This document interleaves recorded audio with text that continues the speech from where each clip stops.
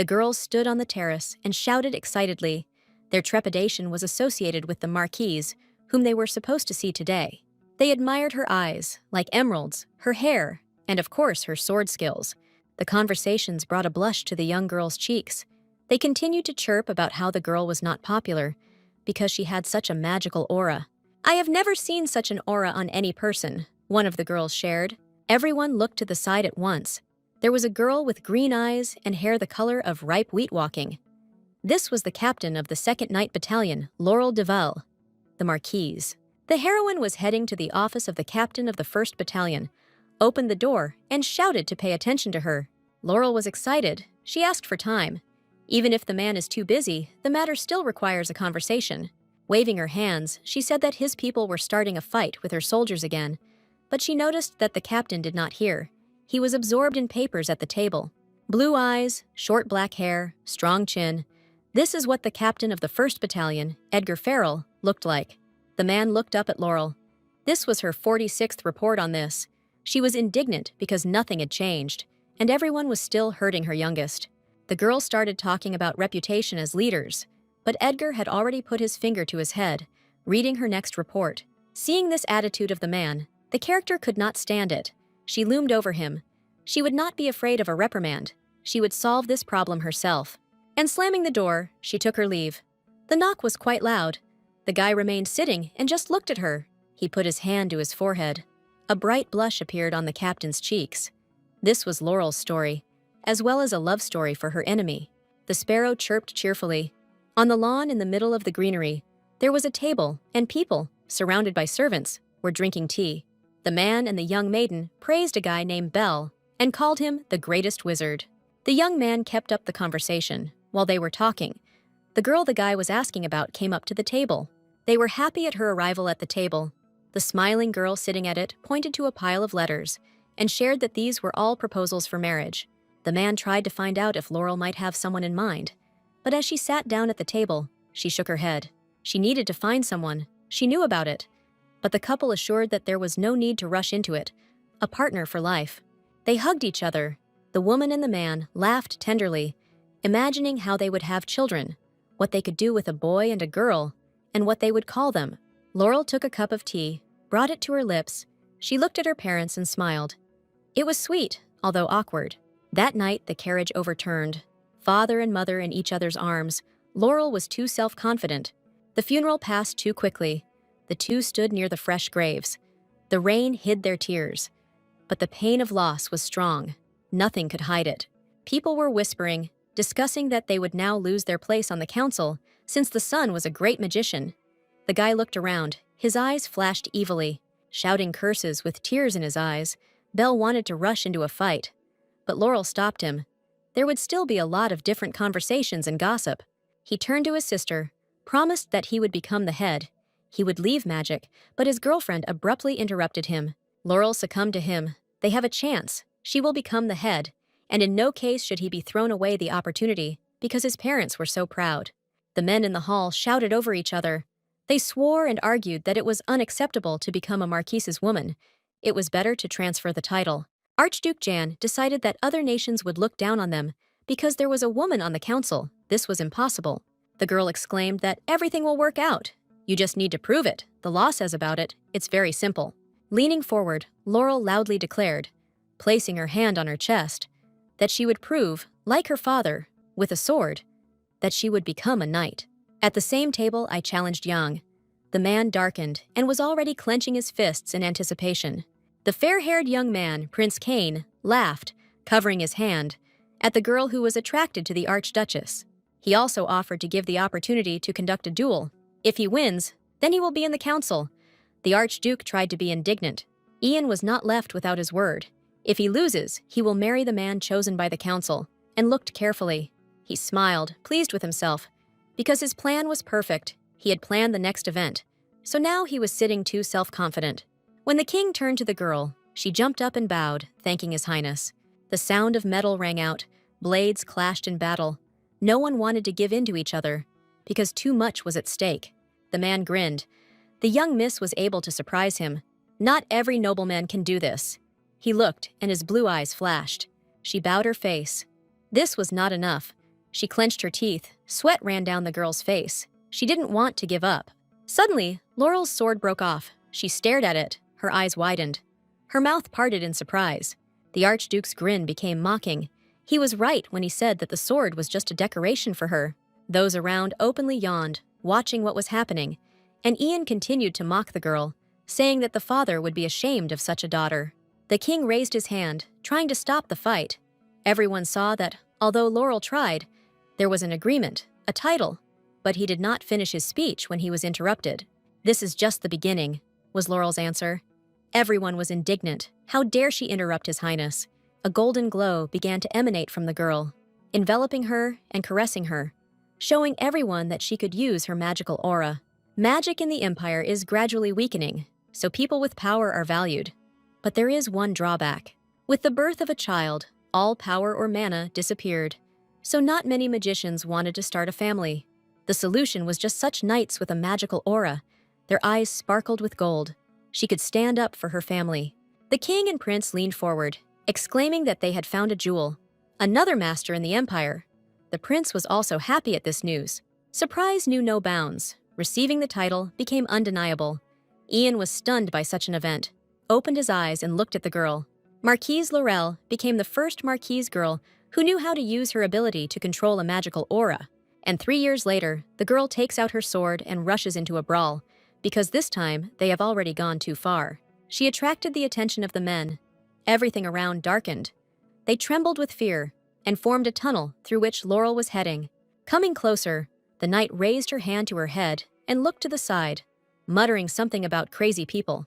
The guys were delighted when they heard that the heroine was going to see their captain again, and they squealed with excitement. She grinned, clasped her fists together, knew that their discipline was bad, so she would teach them a lesson personally. Through a magical communicator, the soldiers of the second night contacted him when he was calmly drinking tea with the prince. But now he looked up from this activity and was now reprimanding the men. After completion, I heard a reprimand from the prince about Laurel and the conversation with her. Edgar was indignant and asked not to meddle in his personal life, but Kane jumped up with his mug and pointed his finger at him, swearing. As soon as the first captain remembered Laurel, a blush immediately colored his cheeks and breathed out her name. The young man thought that the girl hated him, but the prince jumped up.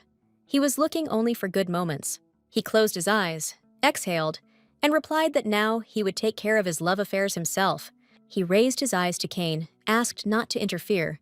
The relationship with the Marquise must continue. He looked without blinking. His blue eyes gave off ice. The men wondered what kind of important meeting Laurel had today. The prince nervously bit his nails. The guy jumped up nervously and sat down next to Edgar, bringing his smiling face closer, also impatient to find out who the lady was spending the evening with. The knight stood up, walked up to the servant, put his hand on his shoulder, calming and encouraging, to which the prince seethed with indignation. Eddie ruffled his hair with his hand and asked calmly for His Highness to leave all these love clubs. Moreover, without turning to the men, he leaned against the doorframe. He didn't like the Marquise that much. Prince Kane laughed. His cheeks turned red, exhaled, gave advice not to lie, since he doesn't know how. Futile attempts to say he doesn't like them were unsuccessful. The girl ran and waved to the young man. She was a little late and now felt guilty, squinting her eyes at the female figure. It was the girl's brother, Belfort, who turned around and smiled joyfully. He had just arrived. Just like his sister, Laurel was worried that she wouldn't have time to see the young man off. She asked excitedly if he had collected everything and calmed him down. They talked about new discoveries, about a parallel world, about the boy's move to the Tower of Magicians. The girl smiled softly. Warmth was reflected in her gaze. Belem's parents would have been proud, she said, rubbing her eyes, as if inadvertently asking her sister about the fight. This was the 46th time they had already fought. She sighed and muttered about the rumors. The girl thought about this, but remembered all the meetings with the captain. All the documents that she handed over had to be checked personally by him. He constantly accidentally circles around her territory, and always, absolutely, when he sees her, he has a happy face. During general training, he constantly watches the heroine, worrying that she does not receive serious injuries. Remembering everything, she clenched her fists, growled, got angry, didn't understand at all why the first captain didn't like her so much. Her brother was surprised. She coughed, waving her brother off, and saw him off. He had to go. but he rummaged around in the bag, looking for something that needed to be given. She was surprised when she found a box in her hand. Belfort laughed. Not just any box. He smiled smugly, winked, folded his hands. Did it himself, letters will come to her, because the Tower of Magicians is too far away. While the confused Laurel looked at the box and turned it over in her hands, the guy did not shut up, talked about its properties, called it a negotiation box, put a note, and it was immediately in his hands. She lovingly stroked the gifted item. It was the best thing her brother created, and she told the guy about it. They were interrupted. The prince's servant came up and said that Edgar was waiting for Laurel in his office. The girl was indignant, scolding this obnoxious man. The brother and sister hugged. The girl, as the eldest, gave instructions to the younger one to carefully reach the tower. Seething with anger, she hid her face, went to meet the captain, was dissatisfied with what she called whenever he wanted. I didn't even have time to get to the office when a letter arrived from my brother. I happily took it out and started reading as I walked. But as soon as her eyes read the first line, the greeting, her face darkened. Joy gave way to thoughts. She wrote the letter herself, to herself, but only from another world, using Belle's box. The other Leah hoped that at least this letter could get through. The signature said that she was Fariel. Edgar immediately came to mind. Men's voices were heard from the open door, arguing about where to put the bouquets. The girl listened and became interested in what was happening. I looked inside and was surprised to see scattered flower petals and two guys arguing. The man turned around, stared in surprise at the captain. Laurel muttered his name. She turned sharply away from the guys, reading the letter, could not believe the truth, and believed that her brother was joking with her in this way. She screamed loudly and grabbed her head. But it was her handwriting. The men were scared from the scream. They were worried. Edgar began to talk about the strangeness of the marquise, turned around, gritted her teeth, could not fall in love with such a person, and growled. She screamed, opening the doors. What it was. Let him bother to explain to her everything that was happening here. He closed his eyes, raised his hand to his head, and muttered that he shouldn't pay attention, at which Laurel became even more agitated. Having become gloomy, she turned to the guy. She didn't have much free time. Once again, she didn't want to be disturbed quietly, but she answered firmly. She turned around and tried not to think about the note. She didn't care about the captain's personal affairs. She raised her head, already in front of the door, gave advice to the guy that it was better to prepare the confession yourself, and smiled. The man breathed her name. The others surfaced, whispering about how the mission had failed. He turned to his subordinates, glooming before his eyes, dissatisfied with the fact that they showed self-will. The prince recoiled from him, screamed, covered himself with his hand. There is no need to draw hasty conclusions. The assistants behind him also howled. Kane admitted that he had decided to have a dinner party, blushed, and leaned over, boasting about his idea. Suddenly, the prince screamed, swearing. Why Edgar needed such an impudent woman, he didn't understand. The captain of the 1st Battalion admitted that there was no specific thing about the girl. He just liked all of her. The prince chuckled stupidly, learning that Eddie had fallen head over heels in love. Realizing that he had said too much, he became embarrassed, put his hand to his lips, closed his eyes, his cheeks showed heat, and decisively changed the subject. Laurel sat in the room, without taking her eyes off the box that her brother gave her for letters. I received a new letter from myself, which said that this was not all a mockery, however, I wrote. Talking about parallel worlds, the girl was holding a letter in her hands, covering her mouth with her hand. Her eyes ran over the lines. 5 years, such a difference between their worlds. She also told a secret phrase that only Laurel knew to prove that she was from another world. She raised her eyes, became gloomy, and decided to talk to her brother, to definitely discuss everything on his next visit. After all, Belle is the best magician, a magnificent one, sat down to write a reply letter and dipped her pen in ink. She asked the question that tormented her as soon as she saw the name, about Edgar, and put it in the box. A sound was heard, and the letter was sent. The response note did not take long to arrive. It was already written about happiness with him. It was also interesting to find out about Eddie in the captain's world. The girl grimaced. Sweat ran down her face when the conversation turned to the guy's favorite dish. She wrinkled her nose as the lady from the letter called him her favorite. But Laurel was surprised by other lines. It also said tear, and the question of how she managed to become a marquise. She raised her hand to her lips and thought. Her father was seriously injured in that attack on the carriage. She asked about her father. What happened to him? Because he simply resigned. She covered her mouth in fear. They had suffered from criminals. Now this phrase was beating in her head. She thought that they had suffered by accident. She jumped up, dropped the chair, spilled the inkwell on the floor, and the ink stained the letter. She asked Laurel to find and punish them for her too. The girl was sitting on the bed. A maid approached her and asked her to close her eyes. The woman put a cold bag to her eyes. The mistress tried to brush her off, saying that she didn't cry, she just rubbed it. She took the ice, thanked the nanny, and assured her that everything was fine, everything was normal, and nothing had happened. I remembered that there was a brother there in a parallel world, and he was actively being prepared to become a marquise, so the girl was able to get married. In that world, Mom and Dad are still alive. She has a brother. Happiness is in the air, but here they are dead. She thought about it, removed the bag, and looked at it.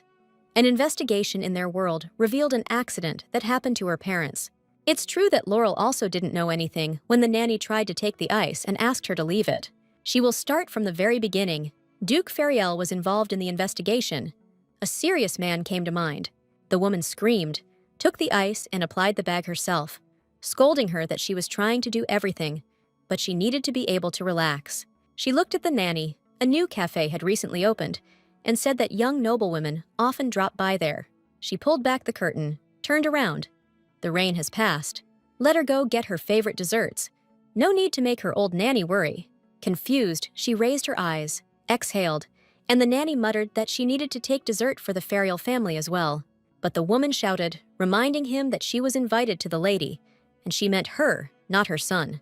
We were greeted by girls at the entrance to the cafe, light-hearted, smiling, and invited us to move on. Laurel squealed joyfully, immediately saw a caring female hand here. Her eyes lit up from all the splendor. The girls sitting at the table giggled. They saw the marquise and chirped enthusiastically. Even in this cafe, she was the most beautiful of all. I headed to the counter, where the seller raised her hands and almost screamed with joy, realizing who had come in and was buying dessert. Stars lit up in her eyes. She held her hands to her face. She wouldn't regret coming here. They wouldn't disappoint. She showed them their menu, all the delicious cakes they had, and also offered original desserts, new ones, intoxicating with the smell so that one's mouth watered at the mere sight. The other cake was chocolate, so delicious you could go crazy. There is also a third cake, a lemon cake, which is the best 3 desserts on the cafe menu. The woman leaned over and whispered confidentially that there were still many positions here. If she wanted, she could tell about them. The captain shook his head. Laurel's eyes were already glued to the chocolate dessert, frowning if she could try it. The girls whispered behind their backs. It was surprising about their love for cakes, but they remembered that she was a lady, and upon hearing this, the captain became gloomy. And the memories themselves took her to those men who shouted that a sword is an adornment for a woman, a weak body for a knight. All the offensive words flashed through. The seller brought me out of my memories, apologized, muttered that it was all a gift. I needed help with this. The girls heard. They apparently made a mistake, tried to whisper about something else. But Laurel smiled, pleased with the effect produced. She handed over a pink box with desserts, thinking how she would walk around the city with this in her hands. And when she heard that there was no chocolate cake, she was upset. But she didn't show her torment. She thanked him and took the box. It was a failure on all fronts. Distressed, Laurel trudged down the street. It didn't matter that it was delicious. She wouldn't come to this cafe again. The guys were already watching her through the fence. The guys were talking. One thought that the girl liked sweets, the other that he liked walking around the cafe. Laurel sat at the table with the girl in the garden. She enjoyed the cakes, thanked her, and the exchange of pleasantries ended. The princess felt sad. In her homeland she was real, but here she serves as decoration. Her lips touched the cup. The girl felt very lonely here. No one approached her. The days flew by boringly and sadly. But the marquise was different. She visits the princess every day. She was frank, and for this, she was very grateful. The girl's conversation also turned to the dress that the maid insisted on. The girl smiled radiantly. She was interested. The captain had just begun to talk about the dress from the prince's birthday when the princess interrupted her by saying that she wouldn't wear this dress, and they laughed. The lady jumped up and shouted at the marquise that she urgently needed to throw away that dress and never wear it again. Laurel stammered in fear when she heard the princess take everything into her own hands, a shadow looming over her. Edgar looked at the prince indignantly, hissed, did not understand why he was following him, and what he had come up with. He turned around and shouted, his apologies seeming entertaining, his blue eyes blazing with ice, hanging over the prince. If it weren't for them and their idea, he wouldn't have to apologize, the guy cursed. The prince ran away from him, shouting that he was of royal blood, cowering in fear, trying to hide from the man's anger. Edgar was left alone, watching as Cain and his servants quickly ran away. Be careful, you might fall, you thought. He walked, looking around, looking for Captain Laurel, turning his head in different directions. She wasn't in the office, so I went outside, saw a girl in a dress ahead of me, and thought that she was a princess, which meant the marquise was somewhere nearby. Making a bow, he turned to Michelle. Because he considered her a princess, the lady did not turn around, she froze. But when he turned around, both the man and the woman looked surprised. She stood in front of him in a beautiful dress. They stared at each other. Silence reigned. Edgar tried to understand what he was seeing in front of him, whether it was the captain. She leaned over, her cheeks turned red, and began stuttering to say that Michelle had given this dress for going to tea. She pointed to the dress. It was all because of his mother, she screamed, got angry, and began to press on the guy. He began to apologize. Eddie touched her cheek with his hand. Laurel raised her eyes to him. This gesture was too intimate. She blushed, threw his hand off her cheek, flared up. How dare he touch her face so casually, and was indignant. The man was confused. He could not say anything. He could not say anything. Seeing the anger, he still considered the girl beautiful. The prince slowly approached them and admired Laurel's dress. It fit perfectly. His Majesty examined the couple carefully. Blue eyes, short blonde hair, and a soft smile. The man leaned towards the girl, touched a strand of her hair. Edgar's eyes widened at such a picture. The prince was interested in what they forgot here. The man couldn't stand this. He tried to get into the conversation, but Laurel beat him to it and threw off his hand, saying not to worry about anything. The girl angrily remarked that she fulfilled her duties, regardless of her clothes, and would protect Michelle in any way. Besides, she handed in her work. Now she has free time. Eddie opened his mouth in surprise, listening to the speech addressed to His Highness. Prince Cain approached. They collided with Archduke Jan, standing opposite each other and glaring at each other with anger. The man turned to the couple, sent them to finish the reception, let the captain take the girl to her mother. They still go to the same place. They tried to argue with the prince, but he shook his finger and laughed, saying that this was an order, especially since it would not be so effective. He whispered that he could go to the cafe because Laurel liked it, and waved his hand right there, sending the kids on their way. He finally sent this couple out. The prince, from the excess of his feelings, could not stand still. Every now and then, he jumped and waved his handkerchief. The Archduke made a remark that you should behave according to your status. The guy was indignant and pouted. The young man became serious, put his hand on Ian's shoulder, and admitted that he was restraining himself only because of nostalgia for the past. He warned that this line should not be crossed, stood opposite him, and leaned slightly towards the Archduke. In the carriage, the young people sat with their backs turned, each thinking about his own. It was not at all joyful to be in this position. Gritting their teeth, they sat next to each other, their knees touching. The girl thought about how narrow the carriage was. The guy about his knees that were too close. Without turning around, he said stutteringly that it was inconvenient. He understood everything, but he had to be patient a little. They would arrive soon. She nodded in agreement. He leaned forward a little, blushed, and began to quietly apologize to the captain of the 2nd Battalion. I apologized for everything that had happened in recent days. I was worried, and decided to explain everything to the girl. He sharply raised his head and looked. His blue eyes flashed. He respects her. It sounded from Edgar. Laurel remembered that she wrote to herself from a parallel world that her beloved was so caring, always worried about her, and worried about her comfort. She opened her mouth slightly, stared at the guy. All the words from the letter were spinning in the girl's head. Lost in her thoughts, she did not immediately hear what Eddie continued to say about how he also admired the captain. The man remembered that time, 3 years ago, when he introduced the captain of the 2nd Battalion to his people, the lady standing modestly behind him. From now on, Edgar proclaimed, the girl will dominate the Red Wolves. The men began to sniffle indignantly, dissatisfied with the fact that they had put the woman in charge. Whispers and mockery could be heard. The guy tried to say that he needed to watch, but Laurel interrupted. She just needed 1 minute. Everything seemed to go dark as the captain took a step towards the soldiers, drawing his sword as he walked. With a slight smile, She invited the young men to check who was weak here. She wanted to arrange a duel. She was determined. The sword flew up, landed on the shoulder of the frightened man. There was a scream and wide eyes. The girl showed her strength. She turned around, gave Edgar a smile, lowered her sword. She didn't mind if everyone attacked at the same time. And after that, Sir Eddie respects him. She couldn't believe it. Then she turned around and looked carefully at the man who was laughing at her from the very beginning. In the carriage, she grabbed her mouth, tried to restrain herself. She wouldn't allow herself to be deceived. She didn't want to believe the words. She turned her face to the guy, asked him what he had just said, smiled, and confirmed with a nod. She waved her hands. Everything was fine. Tried to justify herself, smiled, and became embarrassed. He laughed, closed his eyes, raised his hand to his face. Its flickering and embarrassment made the man touch. Green eyes opened. You couldn't take your eyes off such a face. Laurel didn't know that Edgar could have such a sweet face.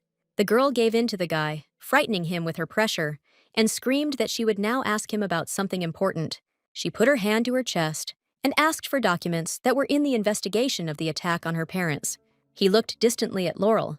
She continued to ask, did not question his methods and methods of operation, but it was important to look and see for yourself. I honestly admitted that I tried to avoid this topic for a long time. I became sad, but now it's time to find out. She bowed her head, turned to the man, asked for forgiveness for her emotions. Edgar was silent. He put his hand on the girl's trembling hand. He realized that he actually wanted Laurel to find out the details of the incident. His eyes radiated warmth when he looked at her. There was no need to apologize. He smiled without taking his eyes off. They looked at each other. Edgar was pleased with himself. Laurel frowned, looked from under her forehead. She was confused by something. She just didn't understand. When they entered the house, on the stairs, the mistress of the house was very sorry, but they would have to cancel their meeting today. The heroine laughed loudly, announced that she had brought sweets and would leave them, and assured that there was nothing wrong. Eddie also smiled, thanked him for accompanying him. The guy suggested discussing the issue about his parents tomorrow. Anna went down the stairs. She was ashamed of the situation. She asked her son to join her again. She turned her head and called Lloyd. Edgar screamed indignantly. He did not expect such a turn. A guy came out to them, smiled, and winked at everyone in the hall. A cheerful fellow could be described in one word. The girl realized that this was an attempt at matchmaking. She was now just at the age when they were looking for a husband. With his mouth open, Edgar watched as Lloyd extended his hand to the girl, sweat running down his cheeks in indignation. The lady leaned over and thanked Anna. She was sure that this woman's second son was a good young man, and she was just about to accept Lloyd's hand when the guy who had been standing next to her all this time and was silent grabbed her wrist. Edgar grabbed the hand, pulled Laurel towards him, apologized to everyone. But that wouldn't do, he answered. This action surprised everyone. The heroine stared at the young man in shock. Her hand lay in the man's hand. He leaned over, whispered, asked if he could join her today, and fell silent in anticipation. He immediately realized what he had done out of emotion, removed his hands from the girl, waved them, tried to rehabilitate himself, and offered to look at the papers on her question. While Lloyd and Anna were unhappy with this interference, Laurel immediately jumped at the opportunity, and in this hall, standing and looking at each other, the girl realized that from the very beginning, Edgar had not laughed at her. She was embarrassed, blushed, turned away. Now she believed in his admiration and smiled. She raised her hands. It's still not clear why she did this. Laurel was angry. Eddie turned to his mother, apologized, and bowed. And although his mother was gloomy, Lloyd exhaled and laughed. He wanted to honestly admit that he was relieved. He touched his forehead. In general, he felt ashamed in front of his bride. Anna pointed at the guy, calling for silence. She threatened with her finger, leaned towards the man, hoping that it was just work and nothing more. The girl bowed until the next meeting, said the words of farewell. Her eyes were lowered. The guy was nearby. They turned away and headed for the exit. Laurel shared her plans. The widow looked at this couple, understanding everything. Anna raised her hand to her lips, fixed her gaze on the guys, and chuckled, as if confirming something. Laurel leaned over and closed her eyes. Pleased that she saw the papers so quickly, Eddie was flattered. But the girl was angry. Of course, everything was pleasant. But for some reason, it was in the cafe. That very thing, they came to look at the papers. The eyes of the young ladies were turned to them. Edgar showed only the most important documents, but if she needs more, just let her say it. Feeling the eyes of those present on her, she covered her mouth with her palm and quietly asked why they came to this cafe. Laurel did not feel comfortable. He remembered the prince, but replied that someone had recommended this place, closed his eyes, pleased with himself, and a drop of sweat rolled down the marquise's temple. She coughed into her fist, closed her eyes. Not everyone would correctly understand their presence. Behind there was a cooing couple. She leaned over again and whispered that the situation was too oppressive. The young man did not understand what she was getting at. They were interrupted by a smiling waiter, who clarified the order.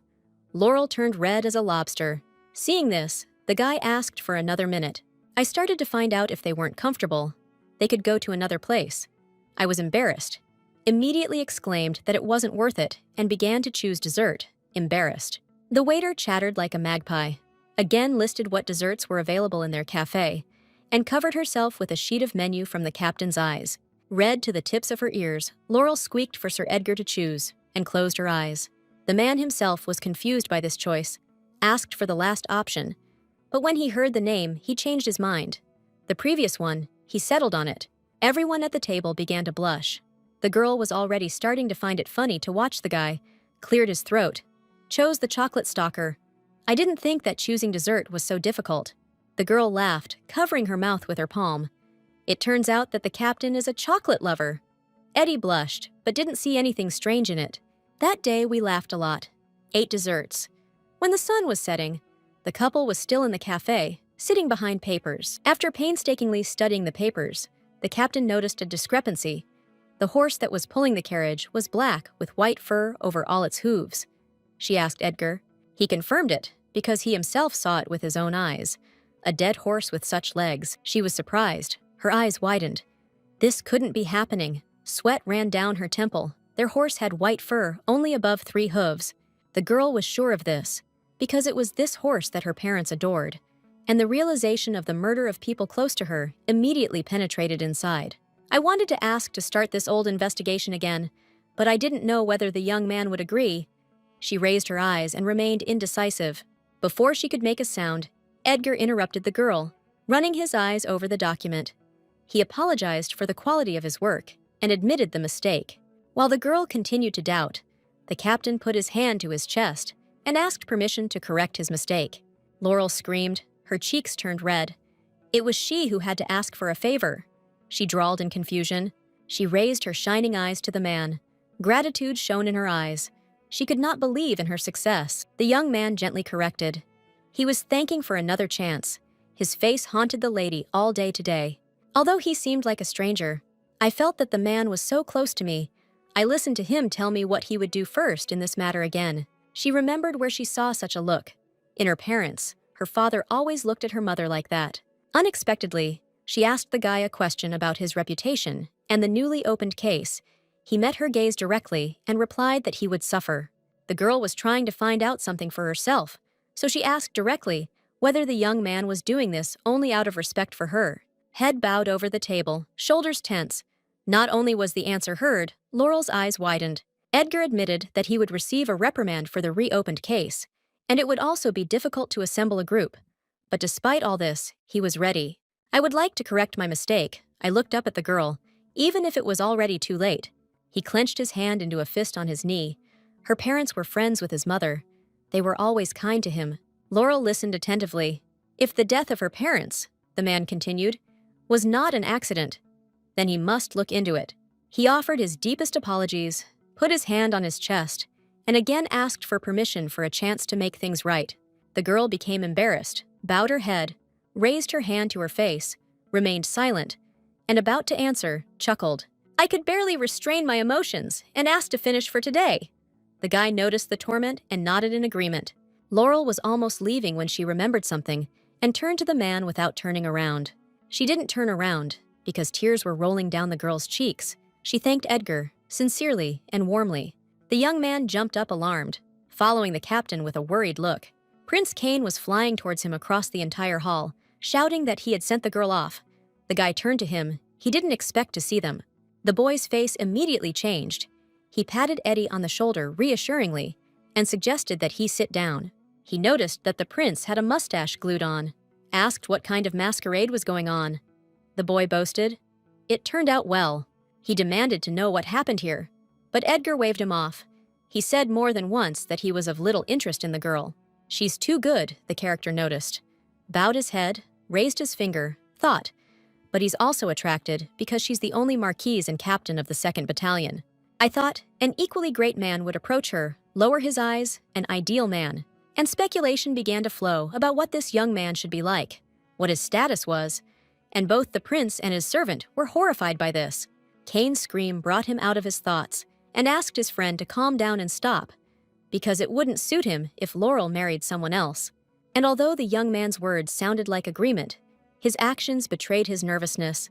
Out of anger, he stuck a pencil into the tabletop, with only one thought about something else in the captain's mind. One knight came to the prince's mind who would suit the girl very well. This is Pip, the son of a viscount.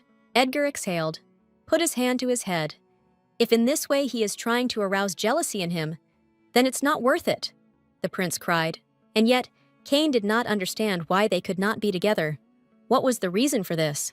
But the reason was different. He closed his eyes, turned away, and believed that Captain Laurel hated him. The servant, of course, assured the cafe administrator that they would compensate for all the damage, calmed him down, and the men bowed their heads. Kane rubbed his chin. You can come up with something in any situation. His eyes began to dart. Laurel trained, worked diligently with her sword, honed her movements, deftly dodged mental enemies. The captain remembered her parents, who could have done this to them. There were many questions. Unfortunately, there were no answers. Something haunted the girl, tormented her. Who replaced the horse? Where did the coachman and bell go? The image of her brother appeared before the lady. What would she say to her brother? She stopped, exhaled, leaned over. Time to catch her breath. She trained too hard. She regained her breath, looked over her shoulder. The nanny was running towards her and screaming. The obese woman was moving quite quickly. All wet, the woman clutched the collar of her shirt. She knew not to disturb Laurel, but Lord Fariel stopped by and left a gift. The girl was surprised, opened her mouth slightly. The nanny was already holding out a black box to her. As soon as this box fell into her hands, she screamed. Her face became red and wet from the heat, and she was overcome with anger. I looked at the box. Really? I thought. He personally came to just give a gift.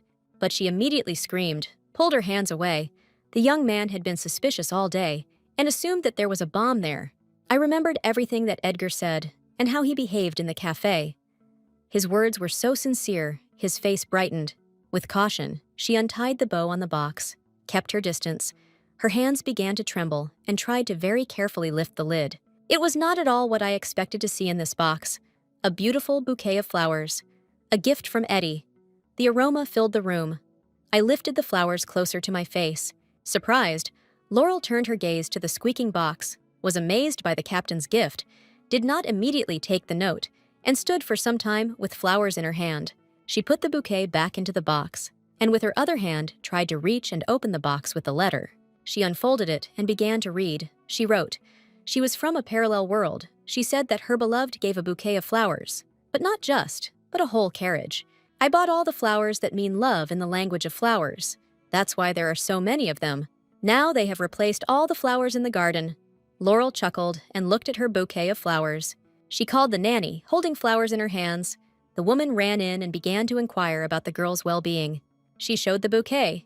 Did she know what kind of flowers? The nanny gasped. It's adenium, exclaimed. The most expensive flowers, and they bloom in the red desert. She responded admiringly. She pressed her carefully to herself, was surprised when she found out that in the language of flowers, these flowers meant consolation. Her eyes widened from the realization of closeness with a man. A soft smile appeared on Laurel's lips. She looked again at the flowers. The man's concern was pleasant. In the office of the captain of the 1st Battalion, the men sat and reread documents, double-checked everything. Edgar sent Deacon to rest, thanked him for his help, but he himself will stay and review the papers again. The guy screamed. He didn't understand why the captain worked so hard. He slept only 4 hours in 3 days. Love, of course, is wonderful. The deacon continued to be indignant, but not to his own detriment. Edgar was indignant. He did not do this out of love for the captain. The young man remembered that gloomy box in which there were flowers. He was indignant. He needed to give something light and beautiful. Edgar replied that he was told that Laurel loved black. That's why he sent this color. The boy shook his head. He trusted this club with the prince too much. Deacon clasped his hands and looked at the captain. He didn't understand why he couldn't say his feelings directly, but he reminded that there are few women who rule their family. The boy was surprised and cried out. Eddie continued, Captain Laurel tries very hard, makes great efforts, but no one appreciates her work, so her burden is heavier than anyone. The man admitted that he could not ask her to give up everything and become a duchess. His hand on the paper clenched into a fist, crushing it.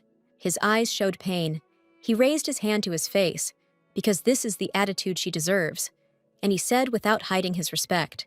He closed his eyes, asked for forgiveness. The deacon, he understood everything. They were interrupted by a knock on the door. The knock was repeated. Laurel looked in the door and asked the captain if he was free, not realizing at all that the men had just discussed the lady. She came closer, the guys greeted her. They were interested in the matter with the horse, the autopsy today. The girl stopped short, saw Edgar's gloomy face, and began to babble. If he was busy, then maybe she could go alone. The captain jumped up. They went together. Laurel turned pale. She did not expect such agility from the man. And then, the girl rushed to Edgar as he began to collapse from fatigue, clasped her hands, and rushed towards him. The man fell straight into Laurel's arms, wrapped her arms around him, pressed her whole body against him, holding him. She squinted her eyes at the guy, worried about him. There was concern in her eyes, whether everything was okay with him. Edgar turned red, sweat poured out, and Edgar couldn't say a word. This was also unusual for him. He turned away from her. His face was red. He was embarrassed. Everything was fine with him. He spoke hastily. He assured her that everything was absolutely fine. The girl argued, It's clear that he's not feeling well, so he can go alone. The deacon remained silent, only giggling, watching the couple. And while the guy was happy for them that progress was visible, a guy burst into the office screaming and fell. It was the same son of the Viscount, Pip. He jumped up to the girl, fell to his knee, and took her hand, stars sparkling with joy in his eyes. Edgar's face changed when he saw the girl's hand in the man's, and raised his eyebrows in surprise. The two continued the conversation, smiling sweetly at each other, but the captain was burning with rage, his dark face betraying dissatisfaction. Pip presented her with chocolate cake and hot tea. Laurel was surprised, raised her hand to her mouth. Edgar was indignant. While his face changed color from dark to pale, the boy took advantage of the situation. Later, they headed along the path to the horses. The girl did not expect Pip to bring her a cake. She shared it with the man. Edgar was gloomy, and Laurel did not stop chirping and praised the boy. Apparently, he was apologizing for arguing with the soldiers in this way. The man who accompanied them to the horse explained that he hesitated for a long time what to do. But since the gentleman loved this horse, they decided to do everything in the best possible way. Edgar noticed that the girl's cheerful mood had disappeared. He offered to check it himself. He looked worried, but refused help. She wanted to do it herself. As soon as the escort approached the digging guys, his face changed. Something was wrong. Laurel walked closer as the men shouted at each other in confusion. She looked down. Eddie looked surprised too. They were sure of it. They were burying the horse here, Lord, and the guy looked over his shoulder. But in the grave, there were definitely not the remains of a horse. This was confirmed by the heroine. She saw a chimera, since her brother studied magic. Tears streamed down her cheeks. They were definitely killed. Now the girl is sure of this, because this is not her parents' horse. Laurel clenched her hand into a fist. Edgar watched her, concern reflected in his gaze. He wanted to touch his hand, but hesitated. He didn't take the risk. Instead, he held out a handkerchief, asked to take it, turned around. Her wet face from tears looked at the outstretched hand. The man asked to trust him. He would become her sword. He spoke decisively, fully aware of his words. A man in a red suit was reading a book while sitting, and looked down to see white mice running around. I asked someone how long they would be in this outback. I already wanted to leave quickly. The man raised his eyes, smiled. There was no way to please. What he didn't like this time, Ignis clarified. The young man tried. He ran up. If the girl needed something, just to say he would do everything, he looked ingratiatingly. He looked at the lady with a loving gaze. Exhaled, put his hand to his cheek, and would kill anyone for her sake. She pressed her to her knees, stroked the man's head. They waited for the old man for a long time. The guy clung to her contentedly. They can leave if they just want to. Madness flashed in the guy's eyes. They can get rid of people right now. The chimera is ready and waiting for an order. A smile appeared on the girl's lips, as if she knew that the fun would soon begin. A bird sat on her hand and grabbed it with its claws. A slender girl with red hair stood up, raised her hands, straightened her hood. The smile on her face did not leave. There will be a lot of interesting things ahead. It's time to destroy them. Back in the office, Laurel and Edgar are again leafing through and looking through the papers, lost in their thoughts. The girl read carefully and did not pay attention to the guy. He only did what he admired, so the question took him by surprise. She handed over the documents. They also need to be checked. The young people's fingers touched. From this closeness, a trembling struck. Edgar threw up his hands and scattered all the papers, making Laurel frightened by his actions. He sat back down. The man's face turned red, covered his mouth with his hand, and worriedly asked about his well-being. She touched his shoulder with her hand. Edgar blushed even more, and the girl was worried about him. She thought something was hurting him. Laurel jumped up. She would call the doctor. The man stopped her, raised a glass of water to his mouth, and cleared his throat. She exhaled, sat back down, and returned to the documents.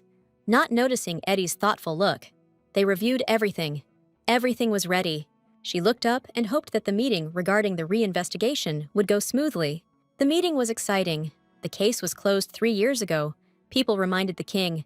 They did not understand why it was worth raising everything again. Laurel tried to explain that they were forming a team and would check again. There was a reason for this. Bowing her head, she asked to think of her not as a knight, but as a suffering resident. Ian couldn't remain silent, so he spoke offensive words for the girl, saying that she was taking advantage of her position, so she was asking to open a case. The men argued again, considering it a privilege. They would be blamed if they raised everything again, and His Highness assured him of this. Sweat ran down Laurel's face. She couldn't raise her head. Anger overwhelmed her. She urgently needed to come up with something. I heard Edgar speak, squinted at him. He was talking about the girl's father, and that everyone received help from him at least once. He reminded those present that the man was always the first to go into battle and open his warehouses. Many people still come to his grave to this day. Despite the time of year, flowers were always there. The young man did not think that the people would be against the opening of the case of this great man. No one would condemn him. The man bowed his head. Even if this discredits him as initially responsible for the closure, he would like to reopen the case. Edgar asked His Majesty. Laurel looked at the guy in shock, as if she had seen him for the first time. The old king clarified that he would indeed take responsibility for his words from the guy, who nodded. His Highness stood up, extended his hand, and gave his permission to create a team for the case. The girl's late father was dear to her, and the king, whoever objects to this decision means against him himself, raised her shining eyes and sincerely thanked him. A satisfied prince was moving along the corridor. The captains were walking slightly behind him.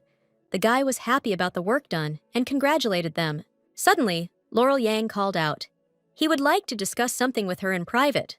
The girl looked at the man in surprise, bowed his head, put his hand on his chest. He wants to help the investigation team, but he wanted to talk to the captain personally. He raised his head. His blue eyes sparkled with ice. He admitted that Sir Edgar's words made an impression on him and gave him food for thought. He put his hand on her shoulder and understands that it has been difficult for her since the death of her parents. He leaned too close and apologized heartfeltly for adding fuel to the fire. Laurel removed his hand, smiling. No need to touch. Understands him, but no need to touch her. Ian laughed, removed his hand, narrowed his eyes, agreed with the girl, but stood his ground. He still wanted to help her team. Since Belle left to study, they do not have a magician. The girl raised her shining eyes, listened attentively, nodded, agreeing that without a magician, the work would be difficult. That's what they decided, since the Ministry of Magic is under the control of the Archduke, the lady reminded. He would send the Archmage to help. He leaned with both hands on the cane. Didn't really expect an answer from the girl. Everything had already been decided. She whispered hesitant agreement. As he left, throwing over his shoulder that he would see him soon, Laurel bowed goodbye and thanked his lordship. Without turning around, he remembered something. He wanted the captain to know. He fell silent, gathering his thoughts and making the girl nervous. He squinted his eyes, quietly but audibly said that he also respected Laurel's late father. A smile flashed on his compressed lips. Prince Cain screamed with excess emotion when the girl returned to them, asked how she was, raised his hands to his chest, clenched them into fists. He exhaled, frowned. He was very worried about her. Edgar clarified whether everything was really all right. The heroine assured and reassured everyone present. She admitted honestly that the Archmage offered help, but she was skeptical at first. Kane folded his arms over his chest. He believed that Ian wanted to slip his man to them. Laurel argued. Not necessarily so, since he added that her parents were dear to him too. The prince rubbed his chin with his hand. It was strange to hear all this from the Archduke. Eddie assented. Now they need to be very careful. He explained for Laurel, turned to her. Archduke Yan never does anything for nothing. He is sniffing out something here for his own benefit. The girl did not pay attention to Yan's attitude towards her, turned her head and thanked Edgar. She did not know that he treated her parents this way. She was reflected in the cup of tea. If they were alive, Laurel understood from the letters that life could be different. Baking pies with her mother, having fun with her father, arranging surprises. She remembered all this, and tears streamed from her eyes, thanked her, and knew for sure that they would be very happy. The men froze. They were surprised by such a reaction from the captain. They could not move or speak. They watched and waited. She covered herself with her hand, hiding her tears, apologized. The prince waved his hand. He didn't see anything strange in this. Let him not pay attention to them. Edgar did not say anything, but touched her shoulder with his hand, hiding his eyes. Did not look at the girl. Looked in surprise, amazed at such a movement. Concern not typical of him. He lowered his head and said soothingly, if her parents had known that they would have such an amazing daughter, they would have been proud of it and happy. I noticed the guy's condition. His body was shaking. Beads of sweat appeared on his forehead. He was even worse than she was.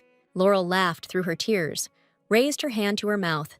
She didn't think that the captain was such a good one. She joked, and the situation immediately became better. She laughed louder, thought he was arrogant, that he was like a wallflower, closed her eyes, couldn't stop laughing. The guy turned pale. I waved her away, closed my eyes. There was a misunderstanding. No apology was needed. My cheeks turned red. She laughed it off, got up, she had to go. She had things to do. The men said goodbye to her and hurried to leave. The prince smiled, brought his face closer to Eddie. Everything seemed to go well, nodded and agreed. She closed the door, leaned her forehead against it, exhaled, thought she was going crazy, and knocked lightly on the door with her forehead. Sweat ran down her red face. She didn't understand why the young man's face looked so attractive at that moment. She was definitely going crazy. Several guys and 2 women who were here will again begin to investigate the murder of the Marquis and his wife. Edgar introduced the magician from the ministry. You need to be polite with her. The girl with short purple hair bowed her head. The girl's name was Katie, the head of the Ministry of Magic. A deep voice replied that it was an honor for her to participate in the investigation. The guys from the 1st Battalion and the 2nd Battalion shouted over each other and admitted how glad they were for her. Edgar shouted, calling Sir Pip to rest, himself horrified by the behavior of the men. Laurel didn't think long. She hit a guy from her battalion. He immediately became quiet, and those present at the table looked surprised. The boy fell to the floor from the blow. The heroine turned around, looked at the people, apologized. She taught them a lesson. Katie closed her eyes. She was honest. She was enjoying this lively atmosphere. Apologies were not appropriate. Edgar explained that the girl was the sister of Her Highness Michelle. The guys screamed. They recognized the smile, which is why it caused a stir. They showed her the thumbs up. The girl was admired. To become the head of the Ministry of Magic, having arrived in an unfamiliar country. Of course, Katie was flattered by this, but she didn't show it. Immediately switched the topic to the investigation and busily clarified what was wrong with him. Examining the documents, the magician came to the conclusion that the residual traces on the chimera would help find its owner. There was one problem, that the body was old. Mana would be more difficult to get, the Archmage thought, and raised her hand to her lips. Finally, she said that it would take 3 months. Edgar became sad. In fact, he was counting on less, but that means he needs to spend these months usefully. The guys reasoned, rubbed their chins. 3 years ago, the captain studied everything. The coachman was killed somewhere in the wilderness without witnesses. It is still necessary to double-check everything again. Edgar gave the order, and there was already a volunteer who wanted to do this. Laurel volunteered for this case. She has a source, but she will tell about this later, whether they will trust her. She waited for an answer, raising her eyes.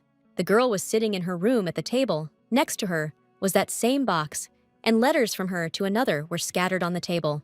The pen skimmed over the paper, asking how the girl was doing, Today she wanted to tell you something. Laurel grabbed her head. Tears were coming.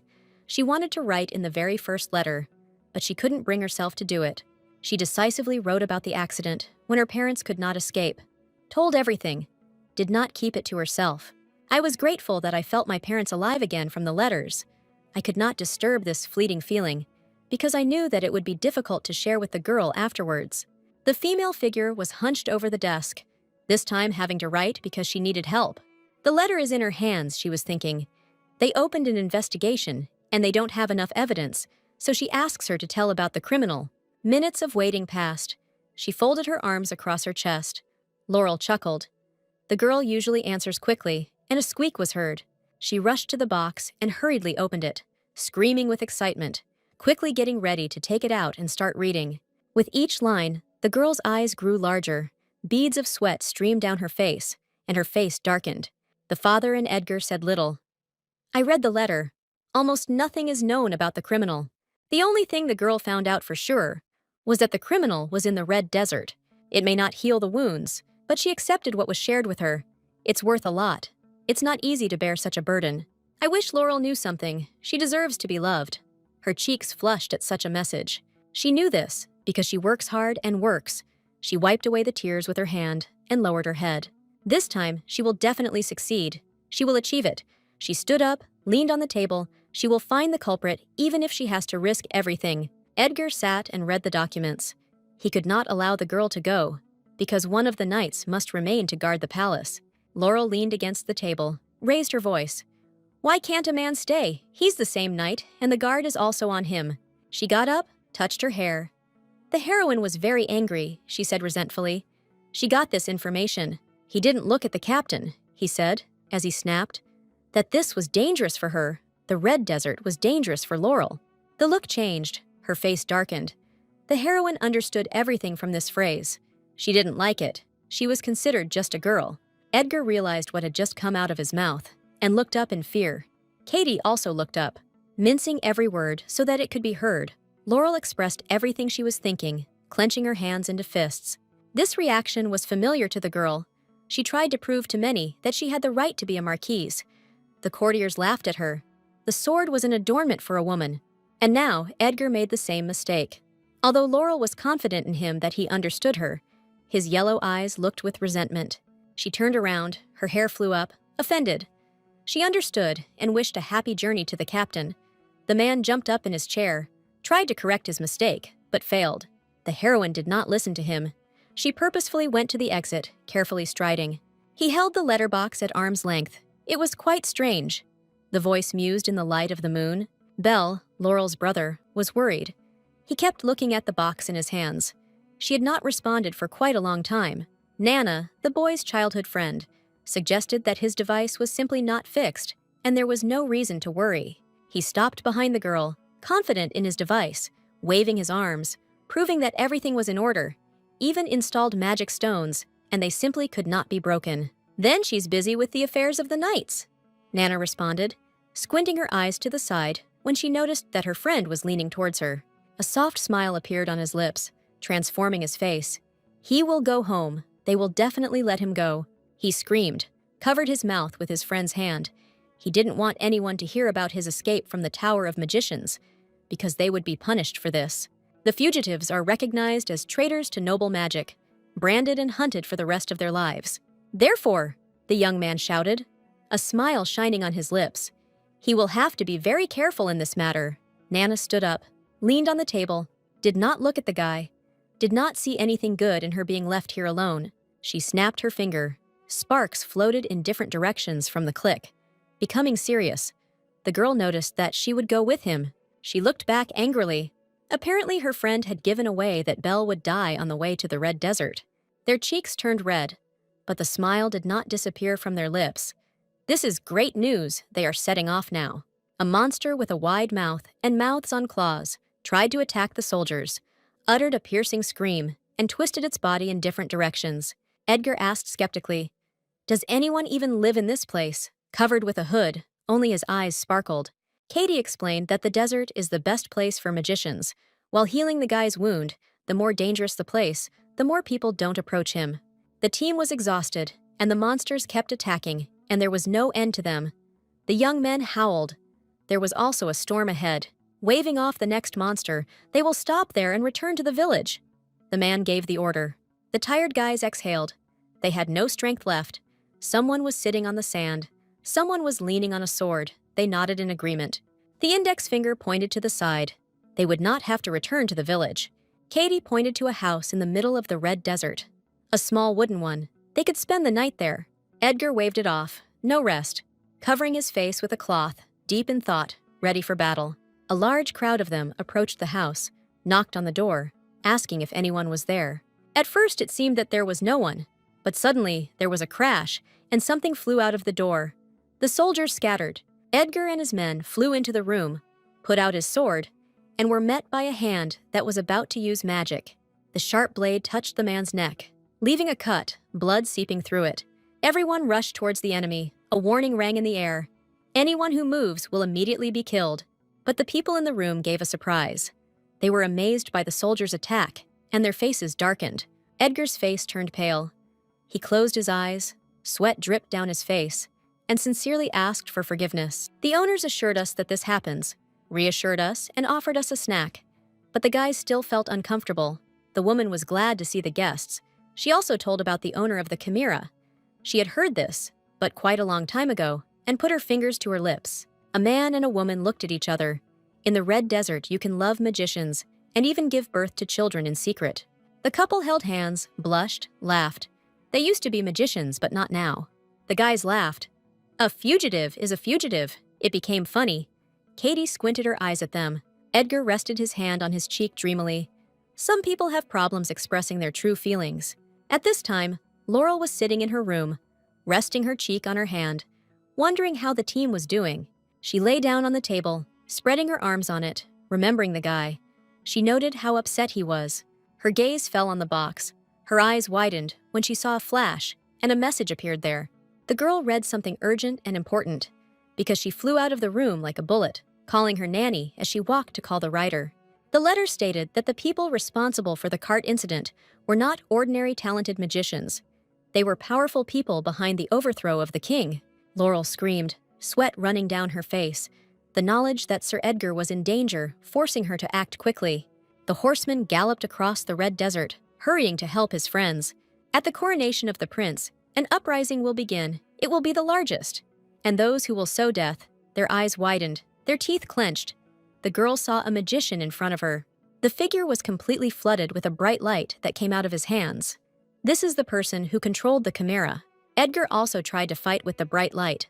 A trickle of blood flowed from the corner of his lips. The young man's clenched teeth and narrowed eyes betrayed his internal struggle for his strength. The guys were worried about their captain, but he interrupted their chatter. This was not the time to worry about him while fighting off the attack. Sweat was dripping down their faces. They would have to use all their strength to fight, because they needed to return home alive. The monsters attacked and attacked more and more each time. The man fought off the monsters' heads, deftly working with his sword. The man, the owner of the hotel in the red desert, growled about killing these people. The woman agreed with her husband. The captain shouted, turned around, and gave the order for the archmage to prepare to open the portal, cutting the monster with his sword. A strange creature, a mixture of a bird, a dog, and a scorpion, stopped, stuck out its tongue. The owner showed thumbs up and was glad that everything was going well. The man spread his arms to the sides. He was wounded by a bright ray of light, caught unexpectedly, and pierced from the back. Laurel came to his aid, covered him with her body, repelled the attack, the yellow light of her power emanating from her. The girl resolutely walked towards the monster, easily played with her sword in her hand, and slowly approached. Belle and Nana were also here and held their fists for their sister. The weakness of the chimera is the joints between her bodies. If you get to another place, regeneration will work. Listening to her brother's tips, the heroine actively worked with the sword, delivering precise blows to the clutches of the parts. The man was about to stop the girl. He had already raised his foot into this world. His wife supported him. Belle exclaimed in protest, "He will not allow his sister to be offended." Nana suspected something and pointed her finger. The girl recognized this couple as Nyx and Ignis. The man and woman owners of the hotel in the red desert turned out to be not who they said they were. Having changed her appearance, acquiring her own features, The girl happily waved to the boy. They did not expect to see them here. Laurel, victorious and standing over the chimera, turned to Ignis and looked carefully. She smiled, waved her hand in which the red light came on, said goodbye to the character, but promised to see her again. The heroine stopped, followed her with her gaze. This strange couple managed to escape. The brother approached his sister and inquired about her well-being. Nana was treating Edgar, who was sitting on his knees, and a glow was coming out of his chest. Laurel ran up, worried about the young man, trying to find out how he was. The man felt awkward and leaned over, trying to apologize to the girl. The heroine was surprised and tried to calm her down. He bowed his head. This was not what the guy was apologizing for. He was sorry for the words he had said earlier about the woman and the dessert. The girl was embarrassed. The words came out before she thought, causing a blush on the man's cheeks as well. The offer to go on a date with her shocked everyone. Ignis drooped. They almost succeeded. Anger was bubbling in this place. It was unknown where the magicians came from. They had a spy. They relied on him. Their hands clasped tightly on the piece of the cane, betraying the one who was behind it all. The man bent over the lying man, his hands in a prayer gesture, his face darkened, his eyes downcast, mentally calling on everyone so that Edgar did not die. He closed his eyes, raised his hands to his mouth. A drop of sweat ran down his cheek, admitted that he couldn't live without him, and shared that the Archduke had been acting strange lately. The young man raised himself on his elbows, laughed at the prince, and behaved as if at a funeral. Kane jumped up. Tears sparkled in his eyes. He was completely cured. He was happy and dumbfounded by this. Having laughed off, becoming serious, Edgar leaned closer to the prince. He was interested in the fact that the Archduke began to behave strangely. After thinking a little, the guy admitted that the strange thing was that he did nothing, isolated himself from everyone. Kane's eyes became sad. He remembered the situation 15 years ago and thought about it. Memories sparkled in the blue eyes of the young man, who had distanced himself in the same way before the incident when poison was used at the ball. Edgar put his hand on his shoulder and promised to take care of him and protect him, just as he did then. Kane laughed, nervously removing his hand, looking to the side, and calling out to Eddie, laughing hysterically. She stopped with flowers in her hands near Laurel's door, covered her mouth with her hand, and apologized for disturbing their time. Afterwards, they sat opposite each other. The red heroine tried not to look at the guy, and apologized again. The exchange of pleasantries went well. The questions were standard about how they were feeling, and only nervousness was revealed by the clenched hands on the knees of both the man and the woman. Edgar knew that if Laurel had not intervened, he would probably already be dead. She was embarrassed, looked. There is no need for gratitude. She was just lucky on the way she met her brother. He turned away, remembered the girl's mention of a date, waved her hands in fear, and immediately changed the topic. She looked at her timidly, admitted that he stayed here on purpose, knowing that perhaps the lady would visit him here. His face turned red. She looked at the flowers and answered hastily that it was reckless on her part to ask him out on a date. She reminded the man who he is, who she is, and hinted about their status. They would never be able to get married, and said with regret. She regretted her words, bowed her head, rested her hands on her knees, and apologized for her behavior. Edgar's next words made her raise her head. She looked at him in disbelief, pointing at himself. He can give up his title. Then their relationship will have a chance. Then the chance will appear. Laurel will be courted. He approached the girl, too close. His eyes sparkled. My eyes widened. I came up with a good plan and called him over instead of a date. Laurel met Eddie. He was standing in an embrace with flowers. She called to show him something. Belle was nearby. He held out a bouquet of flowers. Although it was clear that the girl did not need flowers, she exclaimed enthusiastically when she accepted them. Belle folded his arms across his chest, stared menacingly at the couple. He was interested in the investigation, and they had gathered today for this. They confirmed in unison. To begin with, the guy pointed to a jewelry box. Eddie exclaimed in surprise. How could such a thing be unusual? But the young man opened it, showed the letter. With its help, you can contact the parallel world, he explained. Laurel confirmed that this was true, so she called the man here and handed him a stack of letters. Edgar looked surprised, holding all these letters in his hands. Did not understand what kind of worlds they were. It was unusual for him. It's hard to believe. But Belle confirmed that the magicians in the tower are studying parallel worlds and are looking for ways to contact them. The magician admitted that he was looking for the reasons why this box is connected to a parallel world. The man was surprised. The letter actually arrived. He began to read it. The girl wondered whether it was worth changing the future. The message still included a warning about the prince's birthday. I didn't want this horror to happen again. On that fateful night, many will die. The losses are too huge. Even Princess Michelle will die. And when the sun rises, the letter said, even more people will lose their lives during the execution, including Archduke Jan, who was the instigator of the uprising. The brother and sister cried out that it was all true. They saw that the man didn't really believe them. Laurel screamed, it was thanks to this box that she learned about the Red Desert, and tried to reach out to the captain. Every word here is true. She clutched the letter in her hand. The heroine was angry. Her brother had already jumped up, looking at her in fear. She knew it sounded ridiculous. Her cheeks turned red. But she begged him to believe her this time and lowered her head. He raised his blue eyes to the girl. He believed her, even if she didn't say it. There would still be trust in her in his heart. He asked her to calm down. Her cheeks turned red. Even a drop of sweat appeared from embarrassment. She thanked her with a stutter. He continued calmly. Saw Laurel sank into a chair, all red, with no evidence, having only letters. It's difficult to prove anything. All that remains is to continue to monitor the magicians. The girl looked timidly at the man and offered to train together until the prince's coronation. Edgar jumped up, clenched his fists. Now it was his turn to blush, nodded in agreement. He wanted to suggest it himself, and while the couple interrupted each other in gratitude, Belle closed his eyes and reminded of his presence here. Princess Michelle had a lot of joy. Her wild imagination was already picturing Eddie and Laurel as they twirled in a passionate dance. The captain tried to stop the princess, but she seemed not to hear her, wrapped her arms around herself and danced. Laurel and Katie continued to drink tea when Michelle jumped up to them. She raised her voice, asking that they now need to be fully prepared. The princess could no longer calm down. She imagined what would happen during the training, what lines these people would have. She clasped her hands together and was touched, because as a result of such training, perhaps a man would touch his heart. Michelle touched her face with her finger, tried to explain about touching, and gave examples. During training, touching the guy, she felt heat, looked in surprise, did not answer questions, and froze. Suddenly, Edgar was brought out of his thoughts. He knocked over the girl, screaming loudly. She rubbed herself and did not expect this from him. She looked back and saw that they were attacked by that same light magician with a monster. He was looking for Laurel's brother.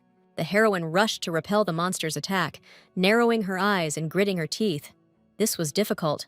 This time, Next controlled an even larger creature, sat on its back, and commanded it, madness splashing in the hasty gestures of its body. The couple fought back as best they could, deftly fighting back with swords. But the chimera could not be harmed even by a joint attack. Eddie shouted about his excellent regeneration. A scream was heard from the threshold. It was the old nanny who came out into the street and saw the creature, screamed loudly, clasping her hands to her chest. The woman recoiled in fear. Her eyes widened, because one of the heads of the chimera was flying straight at her, its mouth open. Laurel jumped up, put up her sword, and repelled the monster's attack. The nanny closed her eyes, already saying goodbye to her life, tears flowing from the corners of her eyes. She turned to the woman, touched her shoulder, screamed in confusion that she had forgotten there. She needed to run away with Belle and the others. I heard that my brother was missing. Nana conveyed the message. Her eyes turned red, and Next exclaimed in surprise on the monster. The man's crazy look did not bode well. He was offended by the way the girl treated the chimera. While she was talking with the nanny, the girl did not notice the clawed paw flying at her. She turned around too late. A man's screams were heard. Everything started spinning. Screams and an incomprehensible noise were mixed. Everything also stopped abruptly. The girl's hand fell to the ground. There was a clawed paw on top, and blood. While Next looked down at his prey, reasoning that he had managed it without the guy. It was too easy. Edgar was flying on top of him with a sword in his hands. The guy ended up with the heroine, sat down, supporting her, holding her hand, worried about his brother. The young man gritted his teeth. His creation was attacked again. He became angry with the captain, and the chimera also howled. Edgar did not listen to Next's screams. He began to attack, deftly dodging the heads of the creature. The target was the boy. The man shouted loudly and gave commands to his beast, was angry that he was dodging, and was already shouting without holding back his emotions. Laurel knew that when an enemy is enraged, gaps appear in his body. The man was focused on Edgert, so the opportunity arose. The training was not in vain, and the heroine remembered that she could dissolve her aura around the sword, and it would be easy to control it, which she did. She delivered the decisive blow, and next flew off the chimera. The beast itself fell. They succeeded. The enemy fell. The guy's body trembled. He stared in shock at the legs approaching him, touched his chest. This is the best creation, defeated.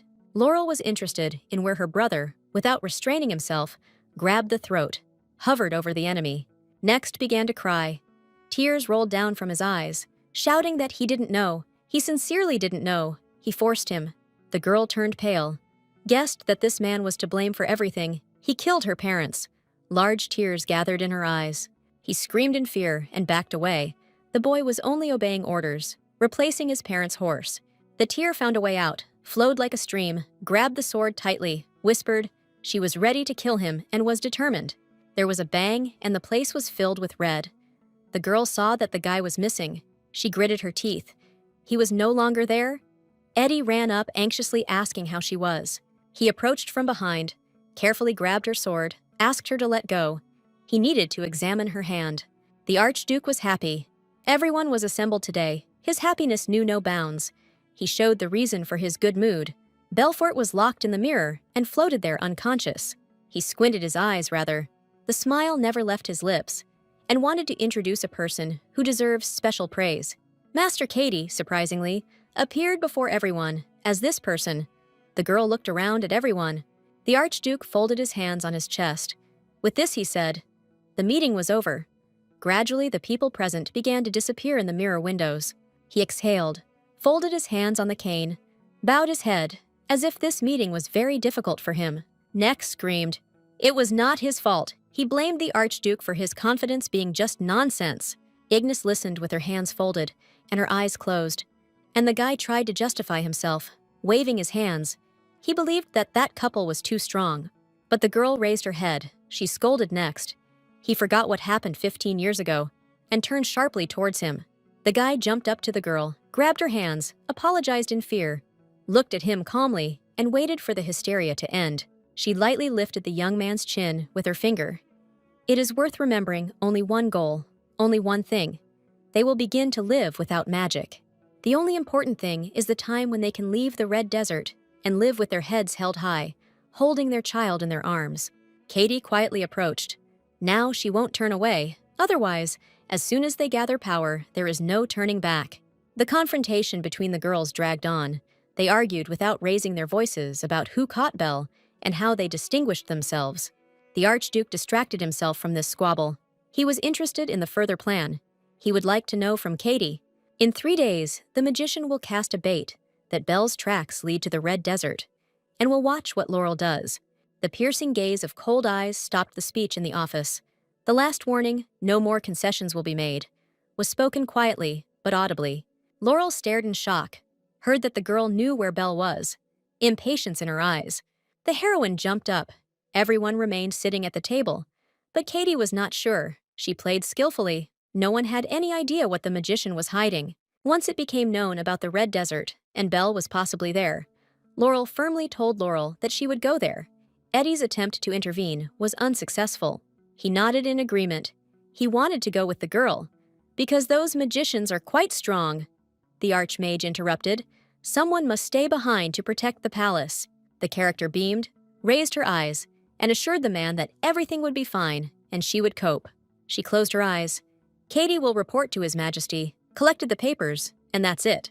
The magician entered her office with a knock, exhaled, leaned her hands on the table and leaned over. The meeting took too much energy. She turned to the mirror. A man was already waiting for her. She reported to him how long it would take for the captain to leave for the desert, did not look at him, and lowered her eyes. Something was wrong. She stopped herself mid-sentence, called his lordship, but the Archduke was silent. Laurel was reflected in the mirror. She guessed that Master Katie was a spy, which she proved. A detachment led by Edgar burst into the office. Prince Cain could not contain his emotions and admired the fact that they managed to pull off the operation. Nana admitted that Archmage Katie behaved very carelessly. The prince agreed. A blue glow appeared on the floor under the princess's feet. The magical formation was quite powerful. It couldn't escape anywhere. The sword almost touched the girl's throat. She gritted her teeth and sparkled her eyes with hopelessness. It was Edgar who extended his hand with a sword. He proposed a deal, and the life of Princess Katie was at stake. Laurel approached slowly. Her sword also rushed to the girl's throat. Anger seized her. The captain asked loudly and clearly about her brother. The girl's hand would not waver if necessary to deliver a fatal blow. A few days earlier, Prince Cain bit his index finger as he pondered the man's words. That's when Laurel said about Katie's betrayal. Of course there was doubt, but her intuition told her, remembering his training, because then Belle should have been with them.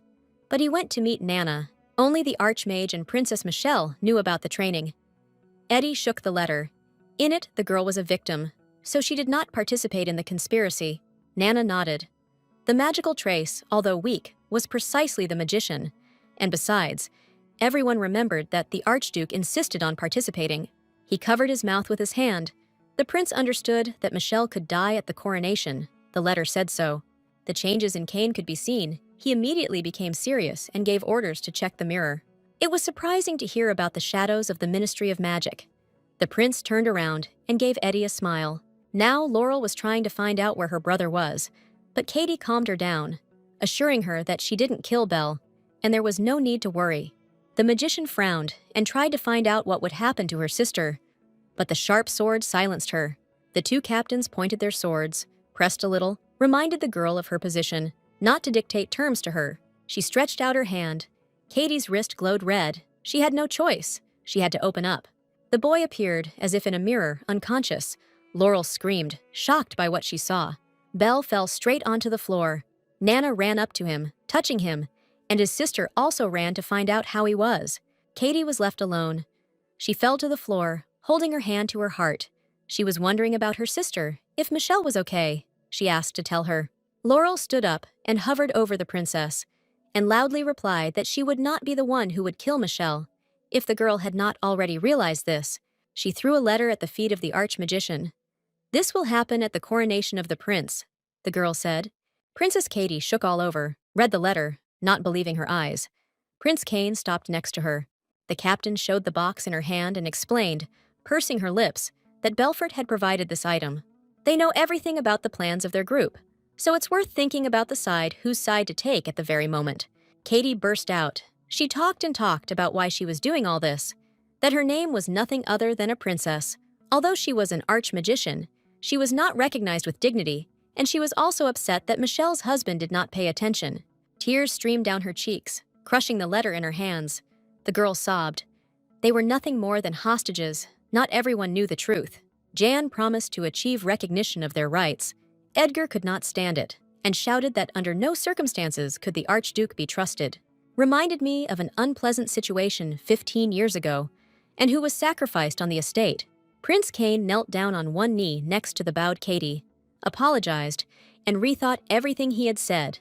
The man did not know what the girls had gone through, apologized, and asked permission to correct his mistakes. Laurel and Edgar returned, smiling and egging each other on, the warm communication mesmerizing the couple. Suddenly becoming serious, the man was worried about the girl and apologized for not finding his brother quickly. She turned to the guy. If she sincerely empathizes, then let him accompany her to the coronation of the prince, she asked. And then she waved her hands, got embarrassed. If he has a pair, then it's not worth it. She tried to justify herself by saying that it was too suspicious to go without a pair. Edgar remained silent all this time, sharply leaned forward and embraced Laurel in a tight hug. In the rays of the setting sun, these two stood in an embrace on the path. The man could not allow her to go alone. Katie gave Michelle instructions on what to wear and take with her. She should be careful. During the tea ceremony, the girls said goodbye. The magician promised to return before the coronation of the prince. Cain handed the princess a handkerchief and explained that the archmagician would go to the tower with Nana. The girl had great potential. He complimented the girl. He liked it when she smiled. It was much better than tears. These words made the girl's cheeks red. Cain turned away, embarrassed, and it became awkward at the table. The prince burst out laughing, turned with the cup to Michelle. The heat burned his cheeks, but he remembered a funny story and wanted to tell it. Katie immediately understood who it was about. They turned to the archmage in surprise. They didn't know how she knew everything. The princess was delighted that the captain was caring for Laurel. The guy nodded, extended his hand, admitted that there was a group that was helping to create conditions for Eddie, folded his palms, and Michelle was happy for such care. He lowered his head, his face darkened, and admitted that now X Club was collapsing. But the princess put forward an idea and thoughtfully clarified with him. Kane beamed and turned to her joyfully when he heard that he could invite her people from the 2nd Battalion and find out better about the girl. Katie, who had been sitting silently before, could not stand it and laughed. She watched the relationship between the prince and princess. She laughed it off, apologized, and explained to the stunned couple that she saw her sister was safe, and Her Highness would protect her to the end. Edgar bowed his head thoughtfully.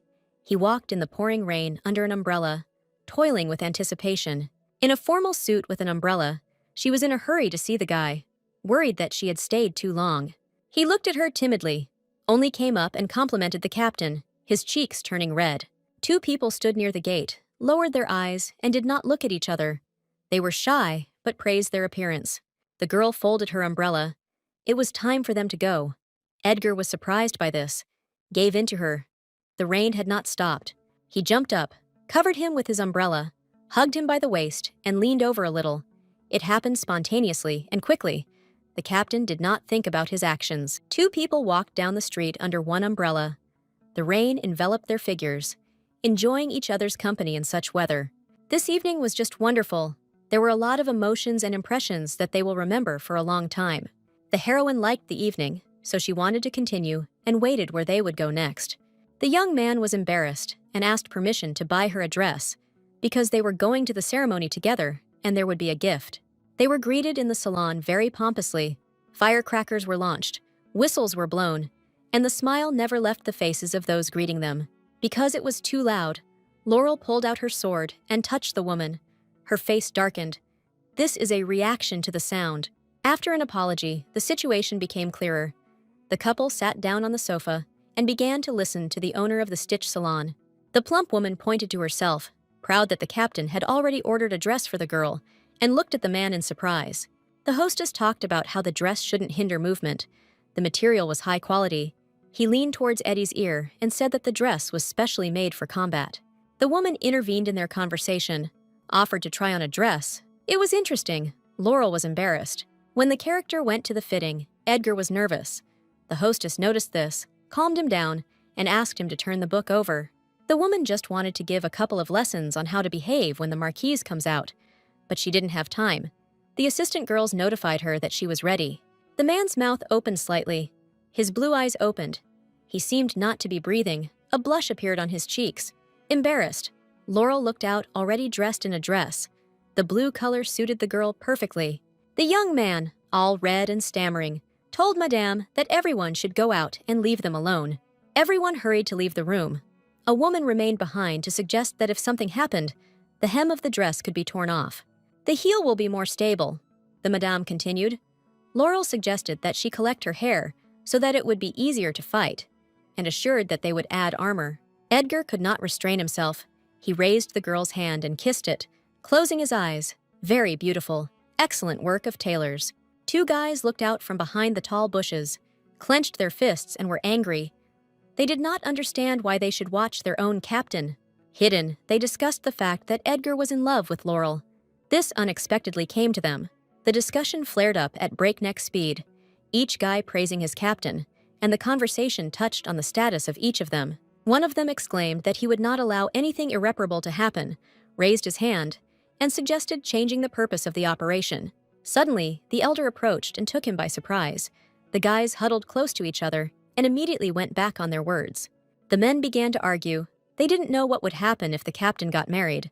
Laurel appeared from behind, and she was also curious what would happen. She folded her hands on her chest and waited for an answer. The girl was angry. She pierced everyone who was here with her gaze and asked again about the wedding that she herself didn't know about. Edgar was waiting for the heroine. She was delayed, although she herself suggested training in the same place.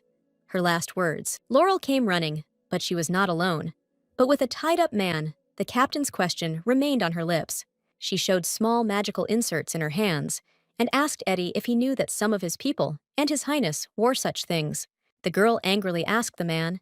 He raised his hand to his face, shook his head, closed his eyes, he guessed. But the captain would not like the answer. Laurel began to talk about the prince's distrust, and Edgar began to talk about his feelings. The two of them started the conversation and also stopped together.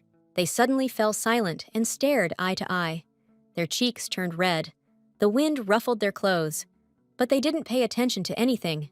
The heroine quickly turned around and was about to leave. Without turning around, she said that they were postponing the training.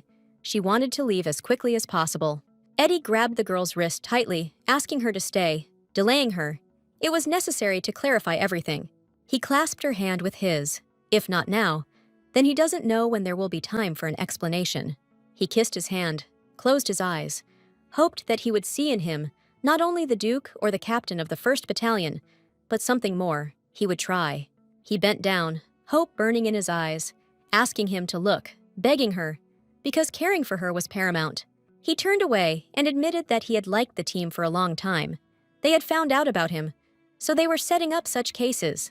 He confessed and spoke about His Majesty's club, lowered his head, and called him the love of the Duke and the Marquise.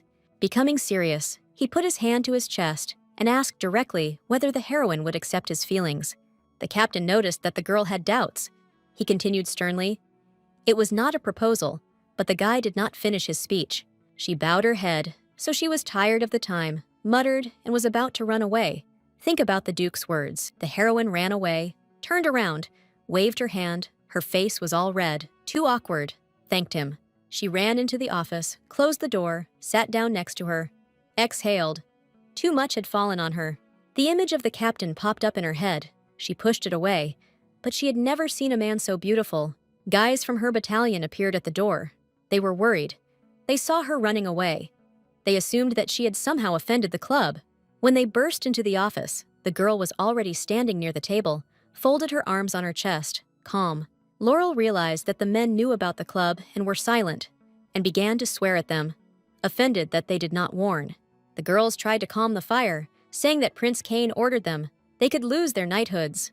They ran up to their captain and assured that they had created a counterclub to the LGM club against Laurel's marriage. If the heroine gets married, then the entire empire will lose its best knight.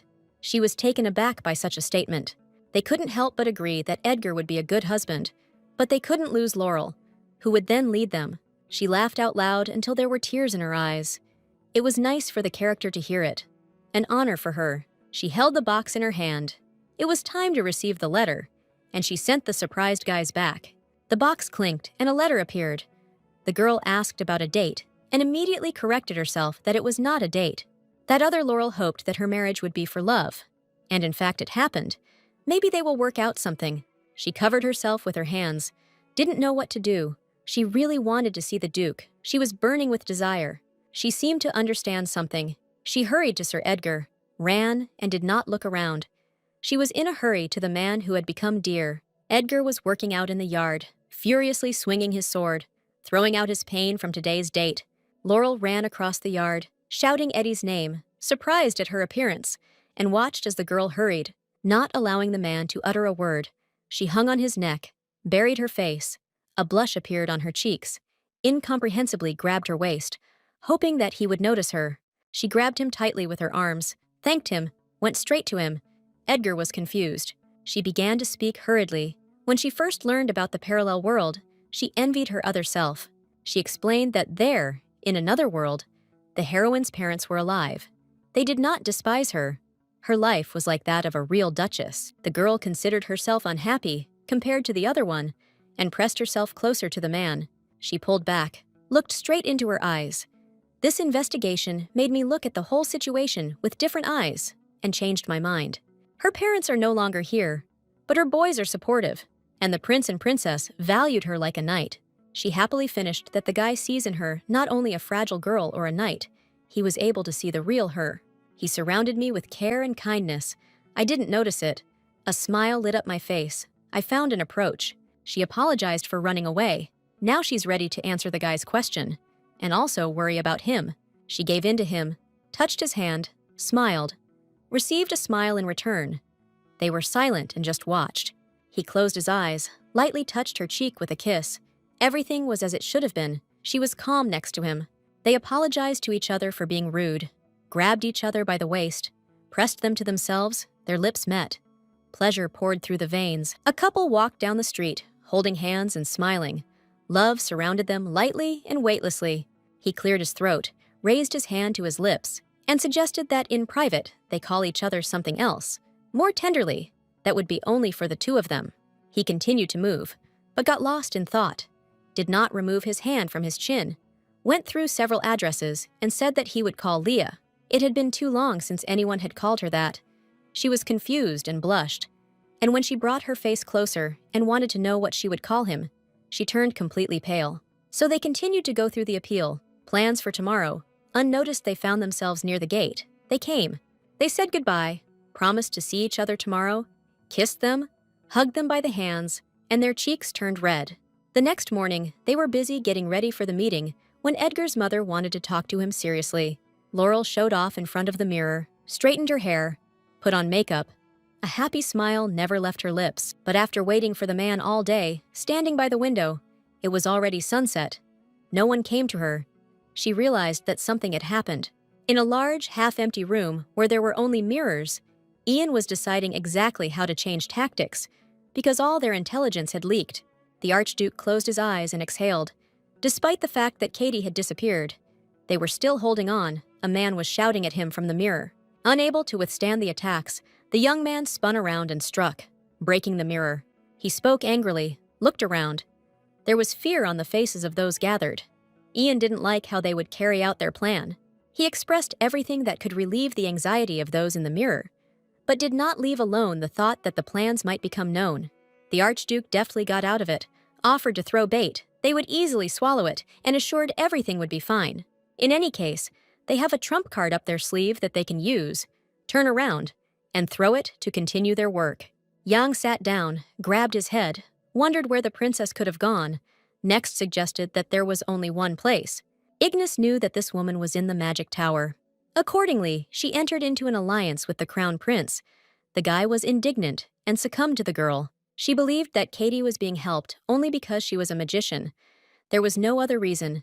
Everything in this world depended on magic, and she was indignant. Next took off his gloves and wanted to touch his beloved, but she abruptly removed her hand, reminded him of the mana, jumped up, and was angry because of the guy's self-will. Rubbing her hands, Ignis noticed that it was impossible to behave so carelessly. Ian began to pull out his sword. He extended his hand with the sword across the table. The tip touched the young man's throat and said his name in warning. He reminded him that his patience would not last forever. The girl screamed, jumped up from her seat, and was very scared. He raised his hand with the sword, darkened his face, called the guy a non-entity. Because even the girl overpowered him, anger took over him. Ignis prevented the murder from being committed, covered next with herself, and said hastily that they still needed him. Finally, the man lowered his sword and gave in to the girl's arguments, because they would still need the chimera. The Archduke was leaving, but turned around just before the door. Ignis would lose his head if he failed. The promise hung in the air. Words of gratitude flew out of Next's lips, but the girl turned to him and slapped him resoundingly in the face, leaving a mark from her palm. I didn't want to date a weakling. I needed to try harder. A red spot burned on my cheek. Tears stood in the young man's eyes. Laurel was leaning against the door, unable to open it. She leaned over. There was no one in the area. Plucking up courage, she finally pushed the door open and entered, asking the captain for a minute. "We need to talk." Edgar sat at the table, without raising his head, asked what brought her here. The heroine was confused, but replied that she would like to know why she came yesterday. I tried to call the man for a long time, but after a while he answered. He wasn't feeling well. I tried to find out how he was feeling, but he stopped mid-sentence. Still without raising his head, he besieged the heroine. "They'll talk a little later. Now he's very busy." Laurel froze. She couldn't help but move or utter a word. She quietly whispered that she found out about the dress, and it was ready. The guy didn't react at all. Laurel's hand clenched. She made an attempt to invite her somewhere again, wrapped her arm around herself, and felt awkward. She cleared her throat, admitted that she was behaving rudely because Edgar had something to do and she was in the way, closed his eyes, and lowered the sheet of paper. She turned around and could go to the salon herself. Tears appeared in her eyes. She could hardly hold them back. She didn't want to burst into tears in front of the man. She slammed the door. Eddie was left alone, his hand clenched on the piece of paper. He growled without holding back his emotions. I remembered a conversation with my mother, when I listened in surprise to how my mother said that kinship with the devils is impossible. When he heard that they were enemies, a drop of sweat ran down his cheek. His face darkened. The young man's father was involved in the situation with the carriage. He squeezed his hand on his chest.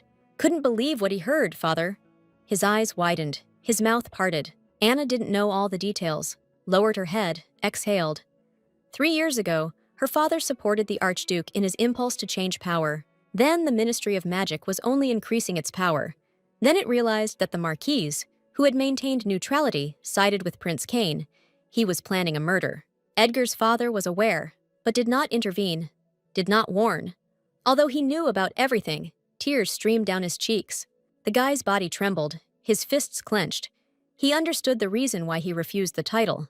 From a feeling of guilt, the woman looked away. He screamed loudly, without restraining himself.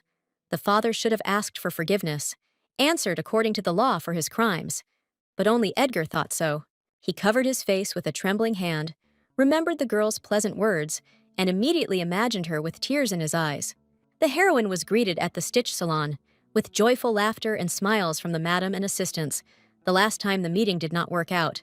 The girls made a noise, were surprised that she was alone today, tried to protect the guy, he was working, but they stood their ground, considering it rude.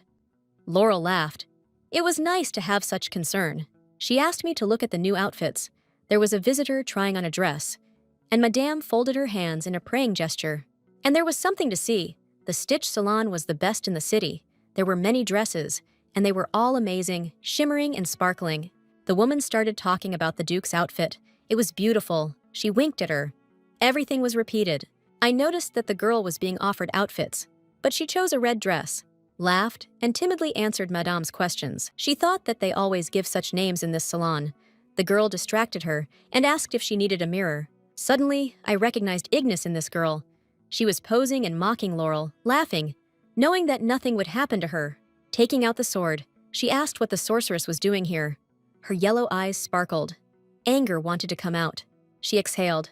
Ignis spread her arms. Didn't see anything wrong with it. She just wanted to buy a dress. She put the sword back. Because if a massacre starts, people will suffer. The captain didn't want that. She turned around and was about to leave. Decided to end it there and warned Ignis next time. But she heard the girl easily discussing her parents, including the Duke. Her eye twitched. Laurel couldn't just leave. She turned to Madame and asked to vacate the room for a few minutes. She needed to talk. Ignis laughed it off. What was said hurt the girl. Without showing her fear, she waved her arms and continued to hurt the captain. Then she pulled out the sword and buried the tip in the sorceress's throat. But the girl defended the honor and dignity of the royal family. But she put away the sword, bowed her head. Later, she would punish her later, because she understood that she was only a pawn in this game. Yellow eyes stared at Ignis. She said that she learned something here. There was no smile. She told me about the interesting rumors that are circulating about a girl in the Empire. Ignis Portia, the renegade, who was saved by the magic tower, left her for her lover. The captain spoke a lot about her. They even created the image that the girl was an unhappy witch in love, lowered her head and darkened her face. Ignis raised her head. A flame was already burning in her hands. Let her not think that she was special. Her role was no better. She screamed, pointing her finger at Laurel. They only respect her because of her stupid aura. She couldn't restrain herself. She didn't achieve anything on her own. There was a loud explosion at the front door. The captain looked around. Someone was breaking in. The interior was filled with blue. Edgar entered the room, all sparkling with his strength. The sword was already ready, fierce, self-confident. Ignis, shut up. You can't talk about a girl like that. She's not like that. I wondered what brought the guy here, but did not answer. All later, while he wants to deal with the witch. Ignis became angry at the man's words. Without raising her head, the power was heating up around her. The words came out with a grinding sound, as if not a girl, but an old woman. Heavy words flew into Laurel. Power enveloped her. They were similar. Two auras. Power flew into the captain. There was an explosion. Everything turned red, shaking the girl. The heroine clenched her teeth, swung her sword, and fought back the force that surged through her. None of the girls noticed the guy. Therefore, It was a complete surprise when Sir Edgar pushed away the force, touching Laurel's sword with his hand. Everything around lit up. Drops of sweat flowed down the man's face.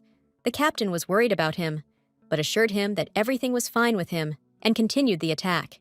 Shrouded in flames, Ignis thought everything was too simple. She didn't understand why Next couldn't cope with it himself. It was too arrogant to think so. The villainess did not understand what was happening to her power, snapped her fingers, decided to say goodbye to Laurel. They would meet again ahead. The sorceress disappeared with the words to prepare better for the next meeting, and they were left alone in the middle of the hall.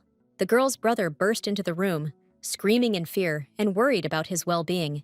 The guy was very sorry that he didn't find the girl here, because he knew her too. His sister's hand touched his cheek. She jumped. Nana and Eddie smiled. They heard the girl perfectly well, her words that she was now protecting her brother. Laurel pestered the captain, asked about his well-being, strongly recommended going to the hospital. The man walked stubbornly and answered without emotion. She turned. Edgar looked at Leah, smiled. It seemed like he wouldn't be able to push her away. There was warmth in his eyes. Love surrounded the couple. Joking, they continued on their way. The man stopped, pointed at himself, and asked him to promise that he would not get hurt again. Eddie lamented and regretted that he didn't go straight to the salon, but Laurel raised her head and came anyway. He hugged her tightly, pressed his whole body against her, apologized for pushing her away and acting rudely. She raised her shining eyes to the guy. It's not scary. She will accept any excuse. She has already accepted the apology. He is dear to her. Hands met. He would wait until he was ready to tell everything. The captain confirmed that he would definitely tell everything. Ignis was angry, clenched her hands into fists, muttered obscene words. Next jumped up, did not understand what was happening. He noticed that there was blood on her hand, screamed, and carefully extended his hand, not daring to touch it. But the girl pulled back her hand, screamed sharply, and reminded her that she had already spoken about touching. Her face darkened. She turned to face him and began to accuse him of being to blame. It would be easier to deal with one of them now. Next, she turned her face full of tears. She didn't want to give up, because they had deprived her of everything. She couldn't just give up. Ignis could not refuse this. Tears flowed down her cheeks. She took off her glove, touched her palm to the man's. She would rather refuse him. Tears streamed from Next's eyes when he realized what his beloved was doing. The guy exhaled, confirmed that he sees everything correctly. Her strength does not disappear even when they hold hands, and whispered about her dislike for him. Next was always offended, teased and beaten, called a little rat, because he made strange creatures. The guys laughed, pestered Next on purpose, trying to get him to cry, held his animal. They found it funny and having fun. Suddenly, their hands became hot. They could not hold the crow in their hands and dropped it. The young man looked at it with his mouth open. They realized that it was the girl with magic. They squinted at her. Ignis stood and played with the flame in her hands, looked and grinned at the men. She survived only because the tower saved her. They began to reprimand her, holding her hand. Her father poured poison. The girl was also embarrassed by the fact that she stared at them and did not take her eyes off. The young people shouted impudently. The guys left, did not want to stay in the same room with her. Those remaining in the room looked at each other, but remained silent. Ignis picked up the crow, handed it to Next. He must take care of his animal, and straightened up. She sat down next to her, hugged her knees. It was better to kill such people than to give them a dear creature for slaughter. And now, tears rolled down the man's cheeks. He fell to his knees, asking that he would fix everything, that he would definitely solve everything. Ignis turned around. Now there is nothing in her heart except revenge. No one is to blame. A single tear rolled down her cheek. Cain looked at the document about his allies. Did not expect that there would be so many. He looked surprised. He looked up at his knights, asked about their combat power, and Edgar began to reason. Laurel, the prince, he leaned over, whispered that an uprising was about to happen, and warned that they would not be the first to attack. The boy was worried about something. He decided to share something with him. If the previous Viscount was persecuted, then how Ignis united with the Archduke. The prince closed one eye and tried to explain the reason for their union, which could not yet be called strong. Laurel and Edgar's eyes met. Cain shared a lot of interesting things in this story. On his birthday, 15 years ago, the previous Archduke personally prepared the poison with which he was poisoned. Jean's father was holding a small bottle of poison in his hands. A couple of drops would be enough to kill a person. He warned that exactly 2 drops were needed. Otherwise, he would kill the crown prince and bring suspicion upon himself. Viscount Portia, Ignis's father, accepted the bottle. He knew that the king was friendly towards him, so nothing would happen. The man suspected something, stopped the other's speech with a gesture, and headed towards the girl. The whole body of the child in the yellow dress trembled. She closed her eyes tightly, and the boy saw her through the window. The boy opened the window, crawled toward the girl. The sunset illuminated him. His face was not visible.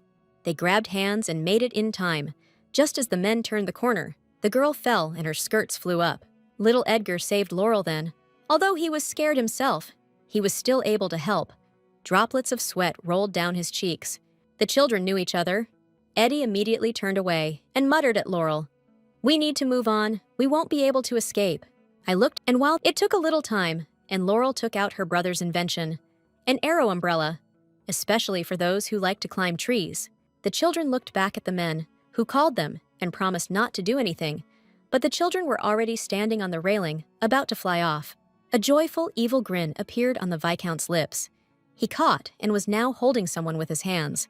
The children were grabbed and tied up while the man examined Belle's handiwork, recognizing his innate ability. They looked at the children, wondered what to do with them, but decided not to touch them for now.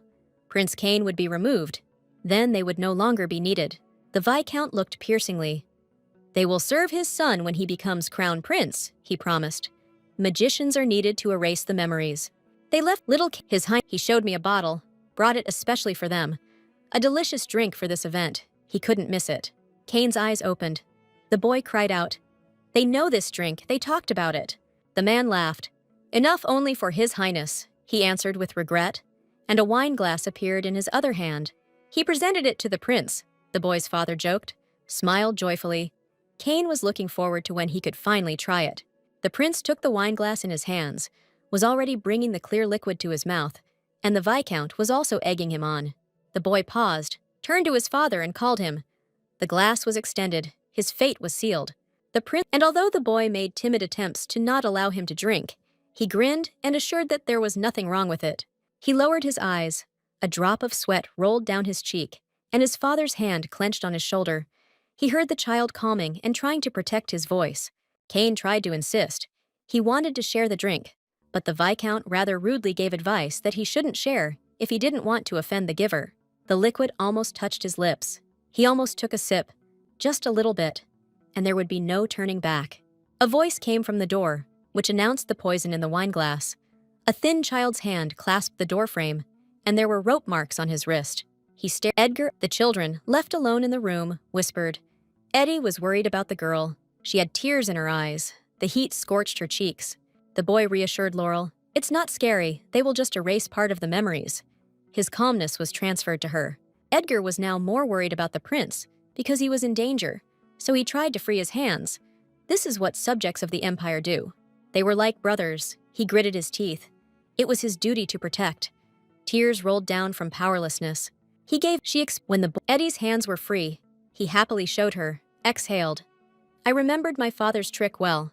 We stopped near the door. It turned out to be locked." Again the girl began to fuss, hissing and swearing. It only took a second. She pulled. "I couldn't open it," the ring hissed. "Got hot in my hands. I didn't understand what was wrong with it." I looked at Eddie. Laurel walked away from the door, in some kind of surprise. The boy was knocking on the door and shouting, hoping that they would be heard. Then he turned around with tears, told the girl what had happened, smiled through his tears. He had succeeded. When Edgar ran into the hall, shouting about the poisoned drink, everyone heard his speech and froze in anticipation. He took out a bottle. If he drinks the poison, then everything will work out. If only he himself can correct the situation first. Without hesitation, he brought the glass with the drink and droplets of poison to his mouth, and wished his son to continue the dynasty of kings. And while the poison was the same in both the king's glass and the archduke's, Cain explained, breaking out of his memories. The man raised his head. The father knew that the Viscount was involved in the conspiracy, but he was dead and answering to someone else. The king, she turned around and was touched by the fact that Edgar was small, but so courageous. Where did that come from in him? Belle didn't know anything yet, so he exclaimed joyfully and embarrassedly that the captain had someone. The news about the chosen one shocked him. He rushed to congratulate and shake the man's hand, and immediately bombarded him with questions. Kane turned to the boy, shook his finger, and confirmed that the rumors were true about the fact that Edgar liked his sister. Continuing to laugh, the prince confirmed, spreading his arms, and there was silence in the room.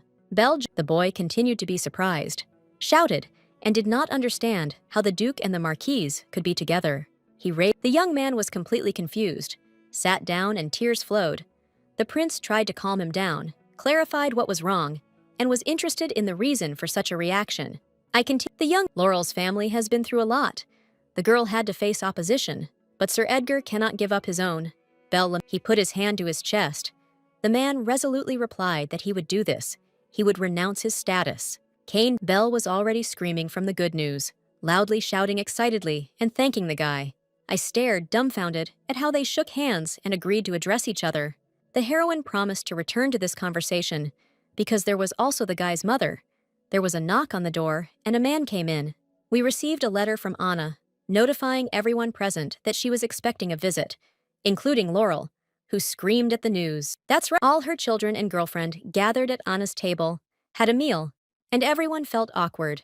The mistress of the house was the first to break the silence, asking the heroine a question about food. She was just drinking and almost choked. She blushed, laughed. She liked everything, but wanted to know the reason why she was invited to dinner today.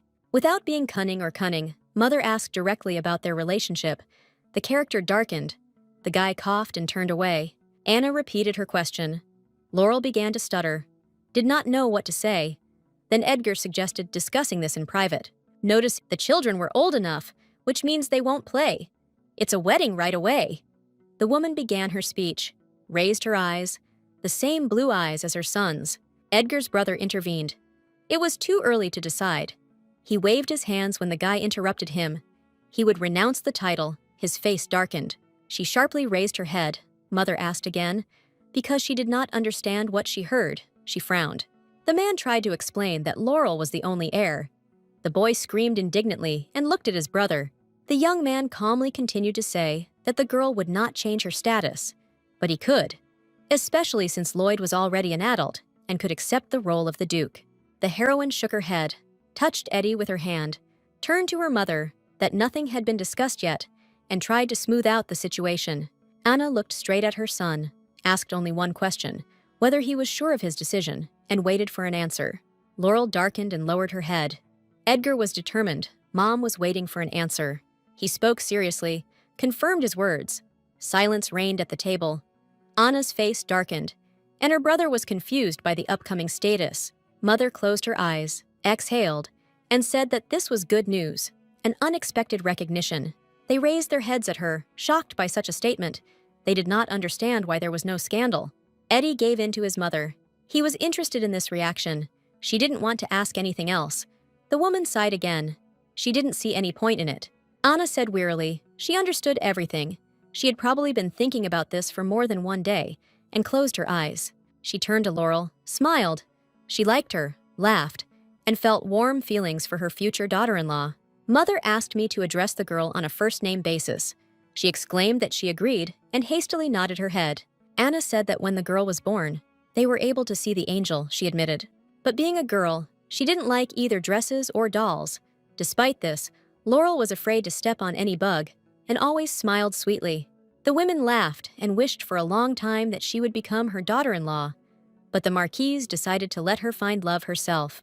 The Duchess put the bracelet that her mother-in-law had given her on the girl's arm, waited for the moment to give it to her daughter-in-law, and tears began to appear.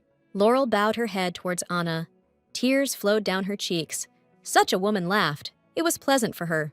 The rest of the evening passed calmly. The girl bent down to say goodbye to her household, and everyone came out to see her off. Edgar kissed her hand, wished her a good journey. The heroine was embarrassed. They would see each other again, she was sure of it. After closing the doors, the guy thanked his leaving mother, but he was confused by one detail, which he asked about. Anna turned to her son. She spoke sincerely then, but one thing still bothered her. The man clasped his hands, preparing to answer the strangest questions. She remembered the incident. The sins of their family would not go away. She wanted to separate them at first, but it didn't work. She bowed her head and closed her eyes. Mother continued. She will take care of Leah in order to outweigh the cup of sins, then when her time comes, so that she will not be ashamed in front of the marquise and the marquise. They must do everything for the happiness of this girl. He takes care of her. Eddie must promise this. While they were talking about the heroine, she admired the ring. Suddenly, a man blocked the path of the carriage in which Laurel was riding, and the horses braked sharply. A girl jumped out, rubbing the top of her head, hid herself inside when the horses suddenly stopped, and looked with one eye at the standing figure. Next himself met the captain. His eyes widened in fear, standing opposite each other. There were no words. He pressed his hand to his chest. Edgar will try his best to make Laurel happy, he promises that. Next was purposefully heading towards the girl, muttering along the way that it wasn't them. She warned her not to approach. She was already taking out her sword. The boy came closer to her, admitted that they were ordered. They obeyed. She didn't know what to do. Her hand was still on the hilt of the sword. The heroine did not at all expect that Next would fall on her knees in front of her. She was confused, bent over, but immediately straightened up. He looked up at the character, begged for mercy, raised his hands. There were tears in his eyes. An unhappy young man who had lost everything. He folded his hands, repented that Ignis had abandoned him, told everything without holding back. Tears flowing down his cheeks, he grabbed Laurel by the leg. Didn't know what he could do. There was no life without his girlfriend. He needed help and hoped to get it. He made a discovery that if Next killed her, Ignis would take the man back, grabbed her by the hands, still remaining on the ground, and begged. Laurel narrowed her eyes, listened to the guy's outpourings. A lot became clear to her. She was especially interested in the fact that the sorceress was being used. The boy's hands trembled. He was mad and his speech was no better. He showed Ignis in the best light. An orphan, it was hard. Having anger took possession of Laurel, grabbed the man by the cloak, shook him, and was touched by the words about her parents and comparison with the witch. Continuing to shake the young man, through clenched teeth she reprimanded him for his family. There would be no mercy. A white glow spread. The heroine turned around, would gladly stick a sword into him, fights with herself, will not do this. She left the man lying on the pavement, climbed into the carriage herself. Too much has changed with death. The girl calmed Edgar. He covered his face with his hand and asked her for forgiveness, waved his hands and laughed. He grabbed the heroine's hands, squeezed them, closed his eyes. He shouldn't have let go of one. He knew about this possible option. He pressed her close, promised to see her beloved off every day, and tried to argue. A letter from another Laurel distracted her from the pleasant words. There was a box on her lap. She opened it and saw the message. The girl said, reading the letter, that she was interested in the dish that Eddie loves, because she eats everything cooked with great appetite. Laurel began to ask, laughing. The peaceful life of the family was at stake, the man thought, chuckled. Eddie joked. Leah laughed, darkened at his own joke, apologized, and said something stupid. The guy became curious about how they got married.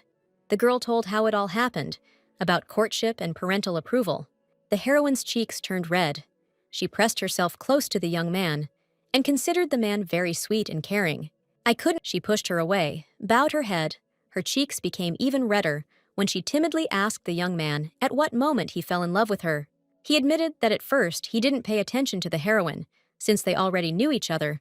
But when the two of them were investigating the case, something caught his attention. After that incident, he could no longer take his eyes off the girl, and when she came to reprimand him, he fell head over heels in love. Edgar thought, if that Leah is not a knight, then how he fell in love with her, raised his hand to his chin, because his love arose during the investigation. This question was curious. Laurel was eager to ask her, looked at her with a smile, and would wait for an answer. He clasped his hands in his lap. It was awkward to ask, but he also wanted to know about the character's feelings when he appeared. She laughed. I'm sure she wouldn't want to know.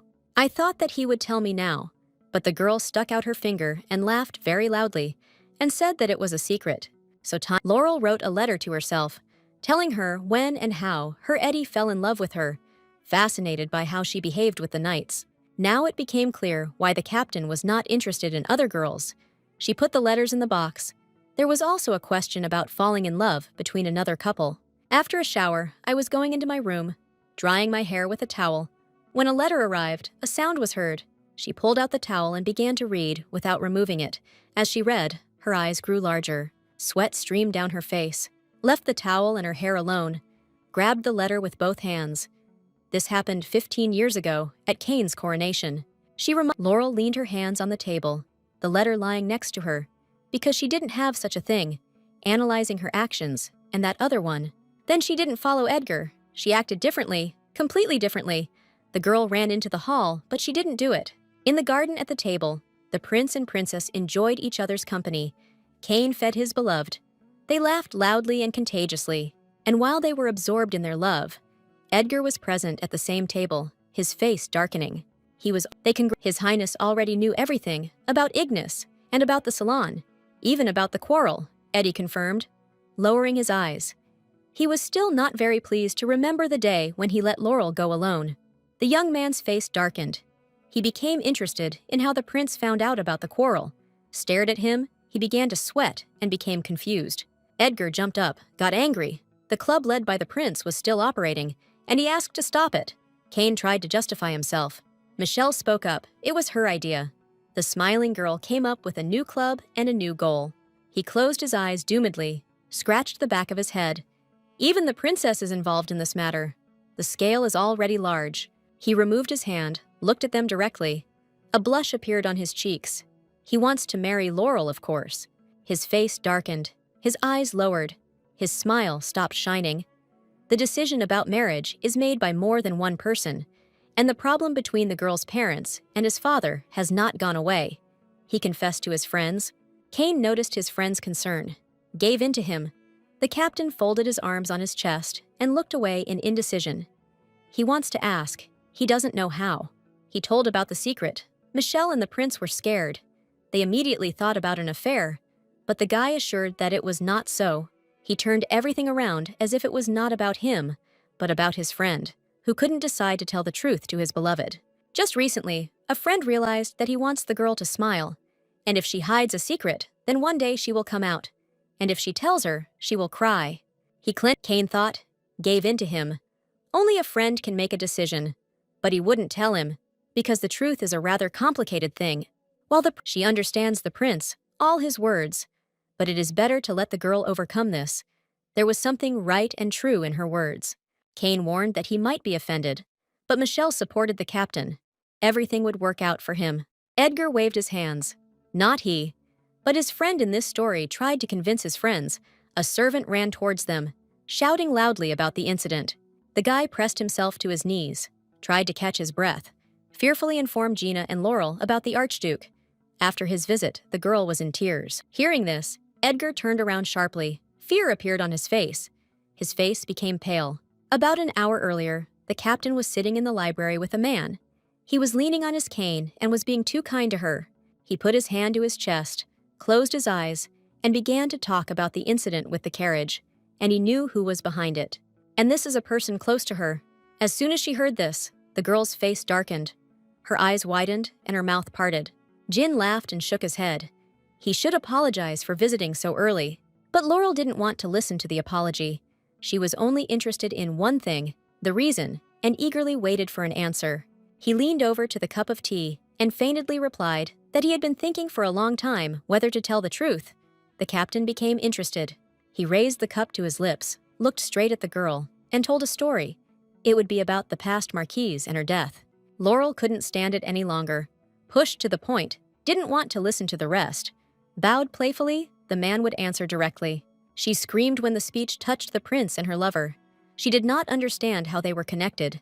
Jin calmly continued his speech. The girl heard that she had fallen in love with the son of her enemy. Her eyes widened. Her lower lip trembled. He revealed the terrible truth that the culprit of the incident, Duke Edgar's father, could not keep it a secret, because the girl did not know it. That day, Laurel's parents wanted to meet the only person they trusted unconditionally, Anna, Eddie's mother. The previous duke found out about the meeting and ordered Nex to replace the horse with a chimera, thereby setting up an accident. The young man stood up. The marquise had no idea about the assassination attempt because she was going to see a loved one. Laurel clutched her knee tightly. She was shaking. She didn't understand, because the duke had no reason for the death of her parents. The man was already close, looked down, grinned, his blue eyes filled with coldness. At that moment, he was already on his side.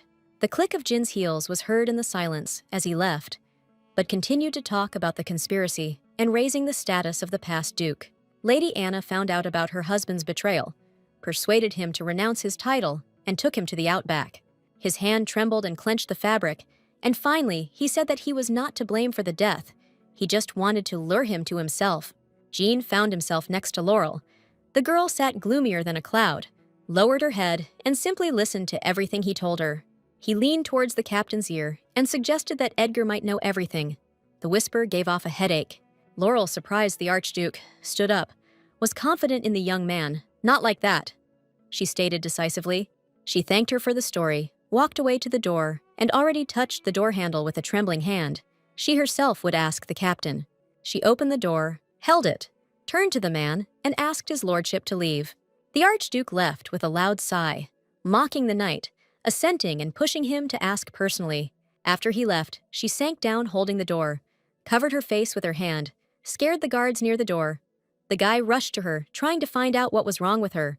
She ignored the soldier's worries and loudly slammed the door to the room, thereby causing surprise. Approaching the table, she quickly began to write something on a piece of paper. Did not raise her head. She was in a hurry. With a trembling hand, she put the message into the box.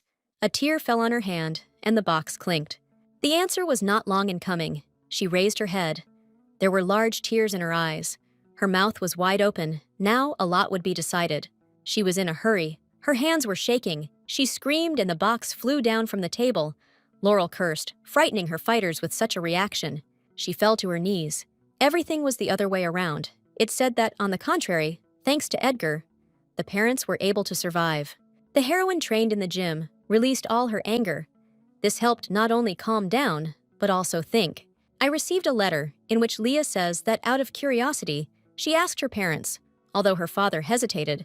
But in the end, he told her. The beloved just saved him. They were already getting into the carriage when the excited Edgar appeared and announced the replacement of the horse. Then the Chimera rebelled. They were able to repel the attack together, after which the guy told the whole truth. His father notified the Archduke about the meeting, and he already ordered the murder of Laurel's family. Since he knew about Edgar's feelings for her, he could not just sit there. He prevented the death of his loved ones. The message helped them stay alive. I got carried away with the training, so when I heard a sound from the side, I made my lunge and the tip of the sword rested on the captain's throat. The other one, who did not want this truth to become a heavy burden for her, offered the man sparring, and the girl began to attack the guy. The blades met. A ringing sound was heard, and she directed all her anger and resentment at him. Although the Marquise understood that the young man's father was not the initiator, she still tormented her. It tormented her very much, striking blow after blow. The girl had a lot of different thoughts in her head, weighed everything, analyzed it, and at the same time actively worked with the sword, so that she threw the man away. The sparring went well. She ran up to Edgar, worried about him, calmed him down, and assured him that everything was fine, but held a broken stick in his hands. I didn't understand what was happening to the girl. I knew and told about the Archduke. I went to look for her, looked in surprise, and waited for an explanation. She closed her eyes, gathered her strength, and in the end decided to share what was tormenting the girl. She asked for forgiveness. She knew that it was difficult to start that investigation, and it was all done only for her sake. She also asked for forgiveness for her reaction. But with all this, she raised her eyes and asked, without hiding that his father was involved in the assassination attempt on his parents. What Eddie's role was in this, curiosity took over. He exhaled, closed his eyes. Tears streamed down his cheeks. Everything became clear, even without the man's words. He was very sorry, he found out only recently, did not hide it from the girl. She hunched over and stared at the guy in confusion. He fell to his knees, without removing his hand from his face, sharing his fears and worries that he would leave him. Continuing to talk and express, he noticed that the heroine stood up and turned away from him. The pain in her eyes lit up and stretched out his hands to her. Laurel listened to him, said a lot of things, but only said that all this could not bring her parents back, and did not turn around. She continued in the same way, without turning around, that she shouldn't see each other anymore. They were breaking up right now. She closed her eyes and began to leave, breaking everything that was between them. Edgar was in pain, jumped up, extended his hands, and shouted the girl's name, all the hopelessness and despair in this name. He ran up, put his hand on his shoulder, prayed that his beloved could listen, asked in a whisper. She turned her face. Tears rolled down her cheeks, unstoppable, and the look she cast at the guy was insane. She turned around, leaving the man behind her, and continued moving, although he asked not to leave. But he understood that he would never return. He fell to his knees, covered his face with his hands. No matter how he asked, no matter how he begged the heroine, she silently left, leaving everything that was between them behind. Ignis listened carefully to the crow, and a light smile appeared on her lips from what the animal told. Leaning on the railing, she was very pleased that the girl was on the edge. The man did not turn around, but squinted his eyes. Archduke Jin chuckled, closed his eyes, and leaned on the handle of his cane, hoping that he could not stand the nobility and truth. He slightly embellished the version that Laurel presented, told about the meeting of the Marquise and what happened next. Everyone present in the hall was pleased with this event. Ignis sat down on a chair, remembering that moment, grinning. They were in such a hurry to get to the Duchess that they forgot about their safety. The discussion touched upon both Edgar and his mother. The boy's father lost heart and ran away, and Anna betrayed her friends and saved her husband. Jean twisted the truth. The Duchess, in his version, knew everything from the very beginning. An evil grin touched her lips. I turned to Ignis and asked about next. This question took me by surprise, but she continued to examine her fingernails. I remembered her words. The uprising is very soon, but the girl waved it off and didn't know what was wrong with him. He rudely interrupted the attempt to justify himself, reminded how their fathers died. The words rang in the room. There was no hiding or hiding from them. The man stood up and now towered over the girl. They swore that they would overthrow this weak-minded prince, Jin sealed. The young man was already leaving when Ignis admitted that next would return, stopped and nodded. She snapped her fingers and sparkled with fire. He couldn't live without her. The villain was sure of that. Next was sitting under an old canopy. His lowered head indicated his thoughts. The girl appeared unexpectedly, and the guy had not yet seen her. Noticing her, he ran screaming, but miscalculated and tripped over a stone. Stretched out on the path, the witch did not speak. He bowed his head, begged to forgive him. Remaining in a bent position, he persuaded and poured out his soul how hard it was for him without his beloved. He will no longer become a hindrance. The girl's hands gently lifted the guy's face. It was drenched in tears. She carefully examined his face, noticed the wound. The young man was embarrassed. The tears kept flowing, but they became a little less. She promised to teach a lesson. She fell to her knees, embraced her, and so they cried about their love, thanking Ignis for returning to her. Bell stood near the door and hesitantly raised his hand to knock, doubting how best to proceed. He was worried about his sister, and finally, he decisively called Leah. But the girl was sitting with a glass of water and turned to her brother. She turned back, nodded. Everything was fine. She didn't talk. She got away with a dry answer. The young man was confused.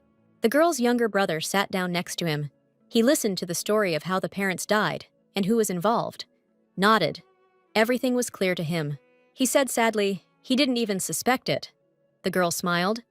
Now they need to think about something else. Laurel reminded her of the uprising ahead. The young magician trembled, lowered his head, and tears rolled down. He didn't understand how hard it was, because Eddie was the only one she could rely on. They did an excellent job when it was necessary, but now, if it hurts, let the pain come out, her brother said, and tears flowed down the girl's cheeks. There is no need to hold back anymore. In fact, it is very bitter to realize the separation. The brother and sister hugged each other and gave full vent to their emotions. They cried like never before. Even at the funeral of their parents, they tried to hold on. They felt like they were little again. They remembered that they hadn't been to their parents for a long time. They wanted to go. It was decided right now. They missed them very much. They were not at the grave. Bell was holding a large bouquet of flowers in his hands, and Laurel was smiling at him. Now they will visit them more often. But they stopped abruptly and saw Edgar standing with a bouquet near the grave of the captain's parents.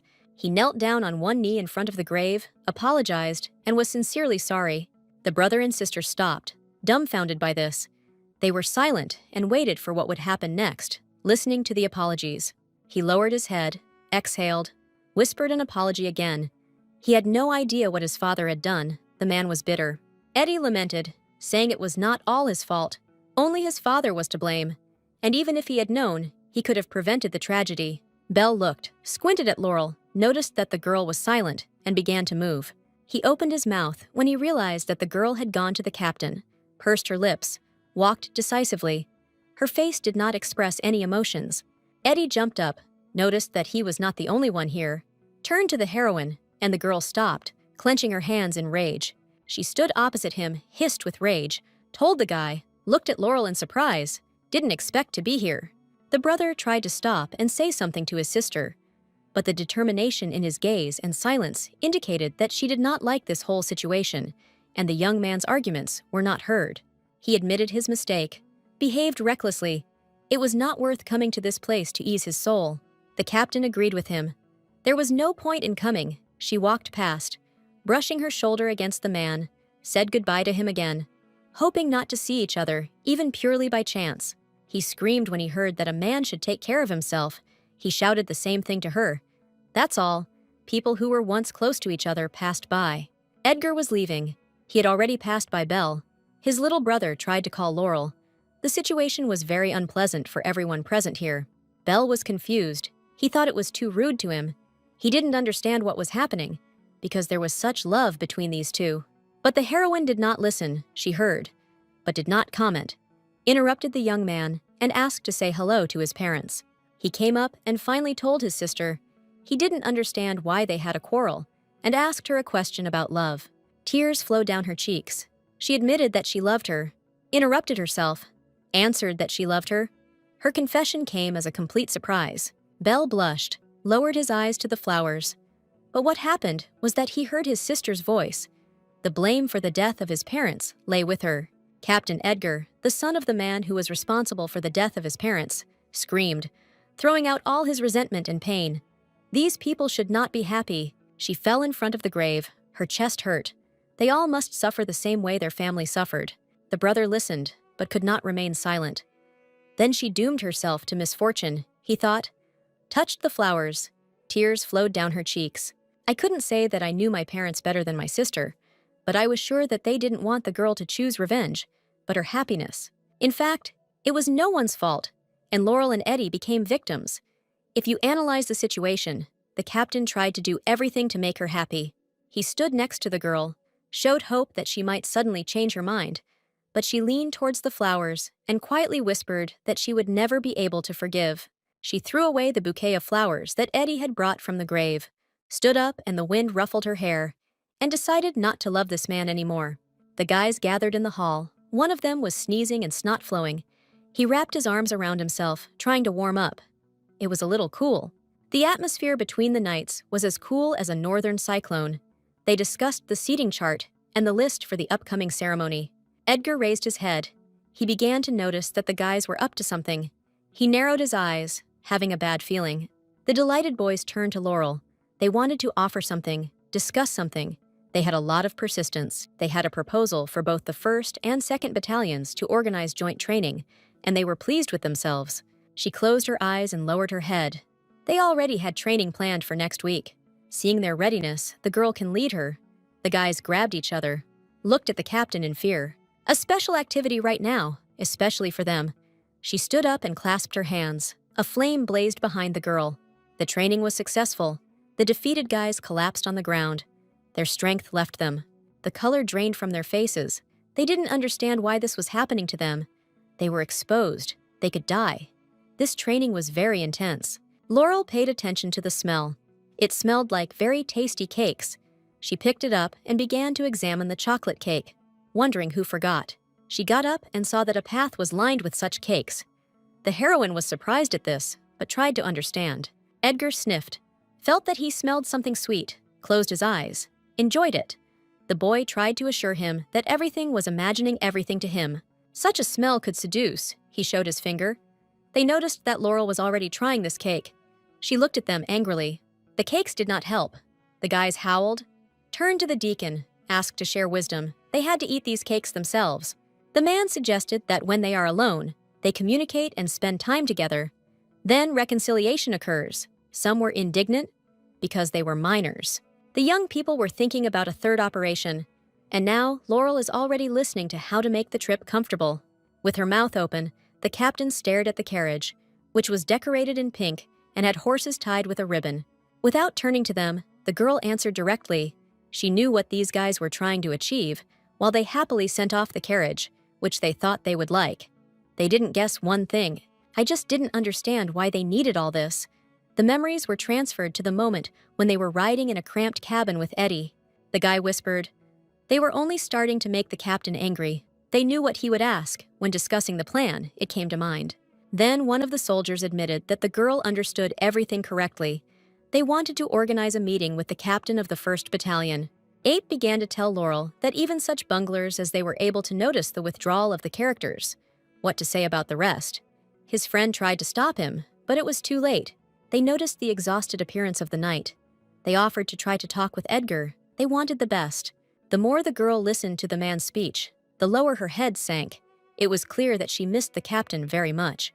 She asked them to come back, then touched the carriage door, smiled, and thanked them for their concern. The faces of the young men changed. They were able to cope with this and were now very pleased with themselves. She smiled. After all, her boys were so cute. The carriage took them away. The girl thought that they were right, and she needed to talk to the captain. In this carriage, the heroine lowered her head, wondering where to start her conversation. She had a lot of questions and wanted to ask everything. She touched the glass with her palm. First, you need to sort out all the misunderstandings. Then you can think about whether to forgive. You can't forgive a man. I didn't know what to do. I despised myself for it. The carriage stopped. The door opened. The surprise on the guy's face was not feigned. And while the girl was tormented by thoughts, about love or not, the young man climbed into the carriage, his eyes betraying sadness. The captain looked at the girl in the carriage in surprise when she asked a question about time. How long had she known about her father? She didn't look up and said that when her father found out about their relationship, he wrote a letter to his mother. Eddie didn't dare get inside. The guy tried to explain that there was no deception. She didn't look at him anyway. She replied that Archduke Jin said everything. Edgar heard the version with his mother and father, screamed when his father refused the title, referred to his poor health, and his family believed him. I gave in to the girl. All the words were sincere. There were no lies then. Resentment and pain rang in my voice, which still made me look at the man. He raised his head, exhaled sharply. His eyes turned into small buttons as soon as he heard about the trial and his father. He lowered his head, bowed in front of Laurel, turned away as she thought, the expected result. She closed the carriage door. There was a request. She talked about it, so that the captain would stay away from her, she reminded her. She is so tired. She understands and knows perfectly well that she must keep her distance, but she can't. She listened with her head raised, her face turning pale. She asked me to help her with this. When they arrived and began to descend, they heard a call. Someone was calling them. Kane's servant came running to them, barely caught his breath. They urgently needed to bring these two into the office. They learned that there would be no uprising at the prince's coronation. The couple was surprised. In His Majesty's office, they sat down on soft chairs, were impatient to find out the reasons, and hurriedly asked about the uprising. They began to offer options from whom they could find out. Laurel would ask another from herself, Eddie from an ally at the holiday. And so they acted harmoniously and deftly together that Kane looked up from his papers and opened his mouth at this. The man interrupted them. He would have liked to, attracted attention to himself, continue preparations for this uprising, completely confused the knights. He clasped his hands, put his chin on his hands. If they believe in this and the uprising happens, too many people will die. Therefore, we need to act strictly according to plan and keep the rest secret. And that's what we decided on. There are 2 days left before the birthday. They are guided by the information they received from another world and are preparing for anything. The Archduke will be with the red-haired girl, and the attack will happen after the first dance. The other Leah told all this. As planned, Laurel and Edgar will be in the center of the hall, dancing and guarding His Majesty. The captain clearly informed. He clasped his hands, clapped. Kane's face lit up when he heard the plan. Praised the two. He was happy with everything and liked everything. The man nevertheless expressed doubts about their dance, asked to try to dance. Eddie tried to deny it, but the girl easily agreed. She stood up and extended her hand to him. They shouldn't arouse suspicion, so it's worth practicing. If she wants it, they can try it, he agreed, and extended his hand, touching each other. We went out into the street and couldn't find a better place, but the heroine assured us that she would come over, and it was worth trying without music to get into the beat. Edgar blushed, leaned over, extended his hand, asking her to dance. Laurel was waiting for this. She wrapped her arms around the man's shoulders, met their eyes.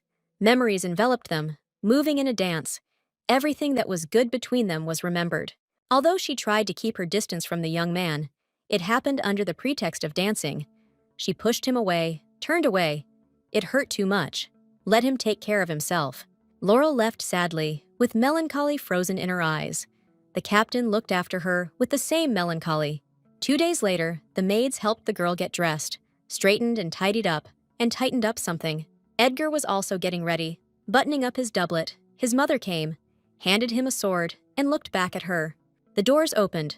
The marquise entered the hall, she was announced. Everyone raised their heads in greeting. The soldier could not stand it, and asked Edgar to come down, because the captain had already been announced, rolled his eyes, did not like that he was sticking his nose into everything, and took a glass of champagne from the tray. The guy tried to find her among everyone, turned around, couldn't find her.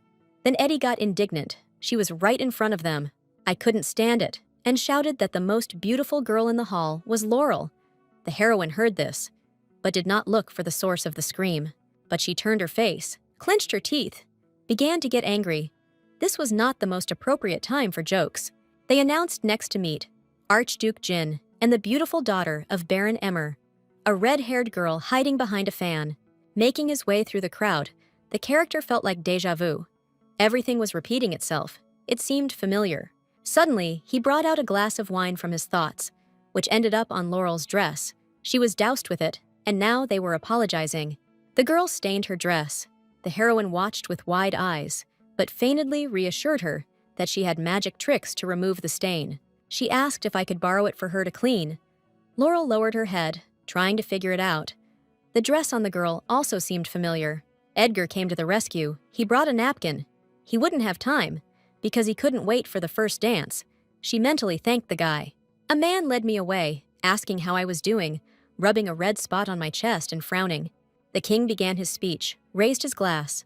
The prince and princess stood behind him, thanking his majesty for the arrival of the guests. The king raised the wineglass high. The Council of 12 will open this holiday with a dance, eat, drink, and be merry, said loudly. Laurel and Edgar began to dance. The dress hugged the girl's chiseled figure, and the couple looked very harmonious. They imperceptibly squinted their eyes, shared their observations with the guy that it was, with Archduke Ignis, he agreed, and slightly raised his eyes.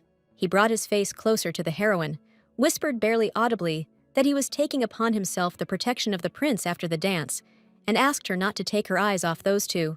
The dance ended. The gentlemen bowed, saying goodbye to their ladies, and asked Leah to be careful. Laurel felt magical power, so she instantly transformed, took out a sword from her things, and the people nearby screamed in fear. She looked around the hall and suddenly realized that she had been scammed, especially when she noticed that the lady with the Archduke was smirking contentedly. Someone else used the spell. The girl next to her was not Ignis. She stood in the form of an old maid on the balcony. Throwing a fireball and flying to the floor with it, she burst out laughing and called them stupid. Edgar appeared right in front of his majesty, trying to protect him, and ordered him to leave, which is what Cain did along with Michelle. The captain had no weapons, his soldiers shouted to him, and the marquise flew across the entire hall to their aid. Before she even had time to think, to realize, the body itself began to act, covered Eddie with itself. The man screamed. Tears appeared in the girl's eyes. She would rather die herself than let this man die. She clenched her teeth. She bowed her head, lowered her sword. It's worth admitting, but it happened. She fell in love with her enemy. But Edgar could not allow his Leah to die. He put his hands behind his back and plunged into this red haze, looking at the girl and smiling at her.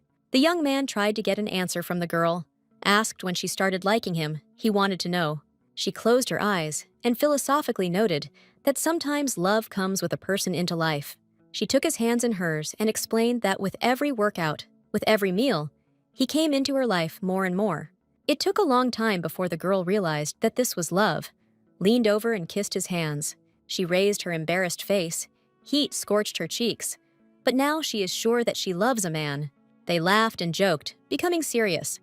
The girl asked if Laurel died during the uprising. What would he do?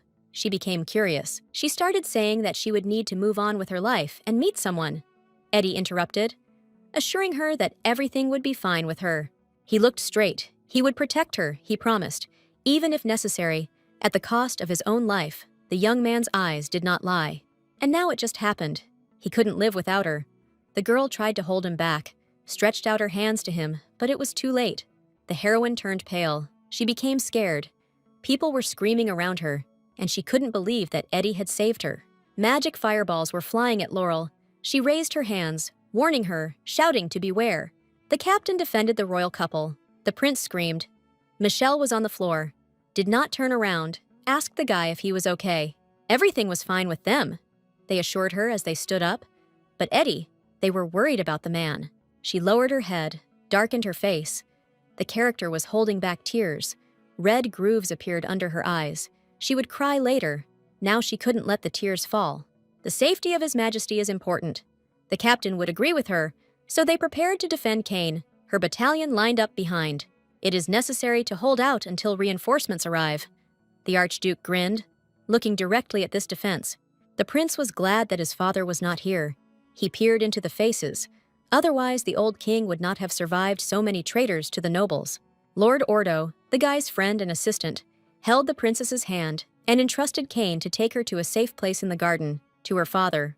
The man was indignant that the prince also needed to be saved, turned around, shouted that he would stay. It was time to win and help. Edgar dropped out. They began to argue about what would remain. He wanted to help. The prince did not give in to him. Then Michelle intervened. They had better leave, she begged. The Lord looked back at her. Thereby they will help Kane. He will not worry about his beloved. He pointed out where they needed to go. The girl asked to survive. The man took her away, but she constantly looked back. Kane was determined, held the sword. This was his battle too, so he stayed here to help. The soldiers rushed to the attack, shouting and holding their swords ready. This was their battle. They must stand up for the honor of the prince. The warriors shielded Laurel, asked to deal with the magician, and then they themselves. The sorceress stood on the balcony. She threw magic balls. The blade of Prince Kane and Archduke Jin collided, clenched their teeth, fought back. No one wanted to give in. He could not contain his emotions. The man screamed and swore that he could not allow such a mediocrity to be at the head of the empire. The nodules on his face began to move with anger. The sword whistled, and a wound formed on Jin's face. Blood and sweat flew to the side. He threw his head back. It hurt. Kane was filled with anger. He, in turn, could not allow such a heartless bastard to take his place, it was said. The girls confronted each other. Laurel repelled the fiery attack with her sword. Ignis directed the full power of her power at her. Crazy speeches came from the sorceress. She laughed at the captain, egged him on to praise her. Because she killed the enemy, not wanting to listen to such a thing, she swung her sword. There was an explosion, and Ignis was thrown back against the wall, lowered her head on her chest, did not try to get up. She no longer had the strength to do so. Walking on thin ice, saying such words, the tip of the sword was pointed at the girl so that she was pinned to the wall. Laurel towered over her. A creature with 3 heads burst into the room, smashing the wall, smoke emanating from it, sticking out its tongues, spinning, looking for a victim. The captain screamed loudly. At the last moment, she was thinking about her only dear person. If she had known, she would have forgiven earlier. Everything lit up with blue light. She closed her eyes, looked carefully. She was protected by the guy's sword.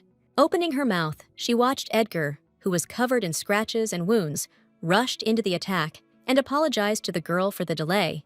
The chimera was not alone. They filled the room. The princess was taken away, but creatures blocked her entrance. She became confused and ran in the other direction. Lord Ordo was accompanying Michelle when one of the chimera's heads bit the man's shoulder, screamed loudly. Pain overwhelmed him. The girl ran up to the lord, touched his shoulder, his body trembled, and a creature approached them. Michelle covered herself with her arms, hugged herself. This is the end. No one will come to her aid. She screamed loudly. Tears flowed from her eyes. Suddenly, something fell on the monster, crashing loudly. The girl staggered back and began to fall onto her back. The old king commanded his warriors. He needed to save the princess. He led the army, repelling the attack of those who dared to attack. The princess's sister arrived on time. Katie helped defeat the chimera, smiled at the girl. They made it on time. The woman persuaded the magic tower to come to the rescue, and the magicians did a good job, repelling the attacks of the monsters. Belle was worried about his sister, asked Michelle how and what, lowering his head and hiding his tears. He told about Laurel and Eddie. Katie refuted the girl's words about the captain. He is more alive than all the living. Looked to the side and saw a blue glow. Laurel saw Edgar, smiled joyfully. Her face immediately changed. Tears were still standing in the corner of her eyes. The prince got into the conversation, interrupted. He is of course very happy for their reunion, but we need to deal with all this first. Cain looked around those present. The forces were equal. Next on his chimera, Jill and the sorceress. The girl saw the company from the prince's side, laughed. There were more of them, holding a ball of fire in her hands. But the Archduke did not change his mind. They must kill everyone. Laurel announced that she was taking over Ignis, and then she would provide cover. And he, in turn, would take on next. And everyone rushed into battle. The heroine ran screaming and putting her sword forward. The skirt of her dress developed, rushing to the attack. Jin and Cain fought with swords, and immediately shouted, ordered next to attack with the chimera. But Edgar attacked the boy. First, you need to fight this young man. Covering himself with a sword, he went to meet the monster. Ignis was distracted by Next, cursed. But then she attracted Laurel's attention. There's no point in getting distracted now. It's inappropriate. While talking, the girls splashed out offensive words at each other. The magic concentrated on their hands, opened their palm, and light poured out. Laurel ran up and struck with such force that a beam of light spread across the entire room, the attack pouring towards Ignis. The girl was thrown back against the wall, fell to the floor, her hair scattered on the floor, and a warning came from above not to do tricks. Blazing in yellow power, Laurel warned that this would be the last time the enemy would be spared. Next cried out the name of his beloved. Got distracted. Edgar attacked. A creature shone with blue light. The young man began to fall, thrown from his back. The toothy mouth rushed towards the heroine. The guy shouted not to touch his beloved, but managed to turn towards the chimera. Edgar slid towards her. Did not show curiosity, but the girl was already fending off the blow and shouted to him all right. Next was happy about the regeneration of the chimeras. Smiled, but turned to the girl, saw her rise, which meant she was alive. The captain gave the order, one blow is needed, just one, in a vulnerable spot. Let the girl distract him, and he will deliver it. I noticed a red thing. I need to strike there, then everything will be decided. Next howled and swore. Laurel had almost defeated the guy, reminded her not to stand in the way, when she heard Ignis flying towards her. Edgar immediately shouted about a vulnerable spot, ordered to hit there, and waited for her to do it. Ignis, who was running towards Laurel, suddenly slowed down. A stone thrown at her stopped the girl and arched her back.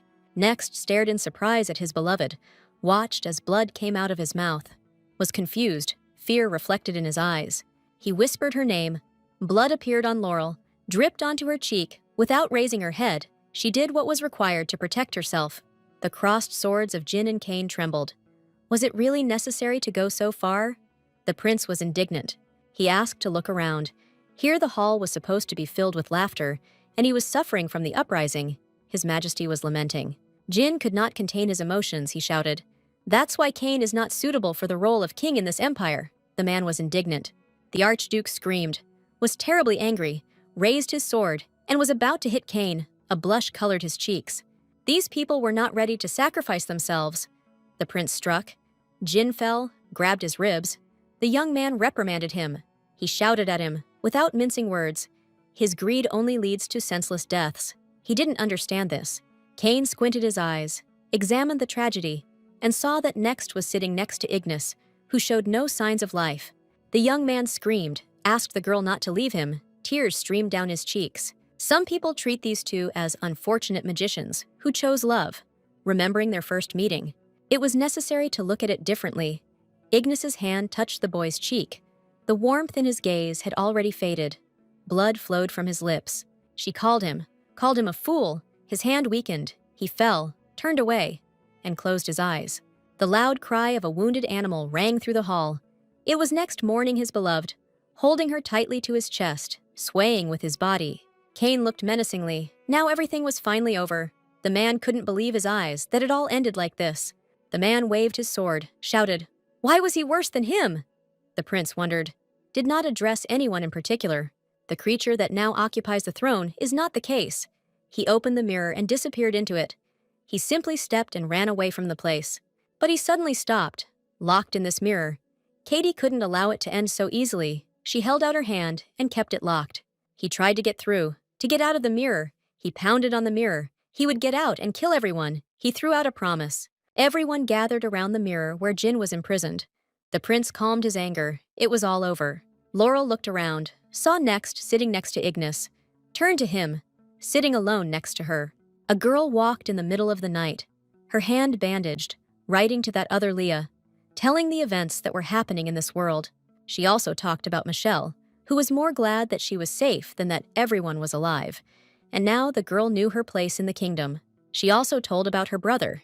He has been somewhat gloomy lately, having enlisted the support of the tower. He promised to make them improved boxes. I looked at my hand. There was a box in it. I managed to keep mine, which I was glad about. As for her personally, Edgar ran towards her, also with a bandaged hand, calling her by name, concern in his eyes. But noticing her gaze on him, he waved his hand. Not that she thought. He didn't hurt himself for her sake. It was a misunderstanding. She didn't look at the guy. Tears streamed down her cheeks. Because he almost died. Eddie made excuses. He happened to have Bella's trinket. He began to apologize to her, asked her several times about the apology, nodded, agreeing. Then she forgives. Stared at Laurel in shock. She touched his face. Sure. All the apologies were accepted. Everything in general. She understood one thing, that she loved this man. Hearing the captain's confession, he hugged him tightly, squeezed him almost to a crunch. Couldn't believe his happiness. A smile froze on his lips. Anna and Laurel met at the table, closed her eyes. The woman offered a sincere apology. Eddie's father, the former duke, lowered his head. He was ashamed. Tears froze in his eyes. The brother leaned towards the girl, put his palm on her hand, looked into her eyes, as if supporting her. No one expected that the captain would accept an apology, because since childhood, she had loved this woman as a mother. Some sins cannot be forgiven. The lady is forgiven, but not the duke, who will not ask for the death penalty, and this is where Leah's generosity ended. This time, the heroine came to her parents' grave alone, to speak out and ask for forgiveness for everything. She could not save them. She is to blame for the death. Because that other Leah ran out and prevented the death of the prince. This did not happen here. Tears made it difficult to see clearly, but the girl smiled, because finally she did not consider herself to blame for the death. Kneeling down on one knee, she chooses to be happy, which is what her parents wanted for their children. She laid flowers on the grave of her mother and father. Now a bright streak awaits her. She has made a decision. Edgar was walking along the corridor when he suddenly heard a strange sound, screams and arguing, in his office. The guys listened to how to do it, put their hands to their chins. They tried to remember so that it would be easier later. The enraged captain opened the doors and ran in. He shouted at his subordinates that this was not the first time he asked to stop all this. Laurel stood embarrassed with a bouquet of flowers in her hands, her soldiers arguing tastelessly with her. She lowered her head. A light blush stained her cheeks, tried not to look in the direction of the young man. Her thoughts were not in the right place. Snatching the bouquet from her hands, Eddie came too close, leaned over, agreed to everything. Every suggestion she made, the answer was yes. She showed her finger, laughed, because she didn't know what the captain would offer him, and looked devotedly into his eyes. Standing with a bouquet, he opened his mouth and saw Leah getting down on one knee in front of him. His beloved had finally made up her mind. The ring in the box sparkled. As soon as I opened it, there was no turning back. The proposal arrived. The guys of the 1st and 2nd battalions were sitting in papers, trying to figure out things, remember everything they needed. Lloyd had only recently taken on the role of Duke, but he had already received a huge number of offers, so he was more busy with dates than status. Katie opened a magic school. The prince and princess volunteered there, helping the kids become stronger and happier. Belle pointed to the Chimera and Nexta and Ignis. According to the law, they should have been tried. Or rather, Nexta alone. While the guys were dealing with the dead and wounded, they missed the moment when Laurel approached the man and shouted to her. The death penalty awaited him. He wouldn't even have time to bury his beloved. Tears rolled from his eyes. He clenched his teeth and listened to the captain's voice. But the girl admitted that she was too tired. If she decided to run away, she wouldn't be able to catch up. Leah's generosity deserves approval. Next took advantage of the veiled offer and disappeared. Not alone, but with the Chimera and Ignis. The raven sat on the hand of a contented young man. A straw hat hung on the back of his head and announced a good day to his love. Under a tall oak tree, there was a grave, cleaned with extreme care. Next to a rocking chair, Ignis was buried. The other Edgar leaned towards his wife. He saw that he was reading a letter from another Laurel. He showed curiosity. The woman turned to him, covered her belly with special warmth. "A baby will be born soon," and smiled. They discussed Brother Bell.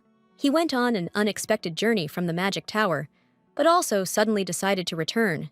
Nana, Belfort's friend, tried to calm the young man's hysteria and urged him to get ready, because he was already an adult. When the young man turned to the girl, their eyes met. There could have been love here, but it was just a search for napkins. These two felt awkward. He tried to pull his hand away, asked to let go.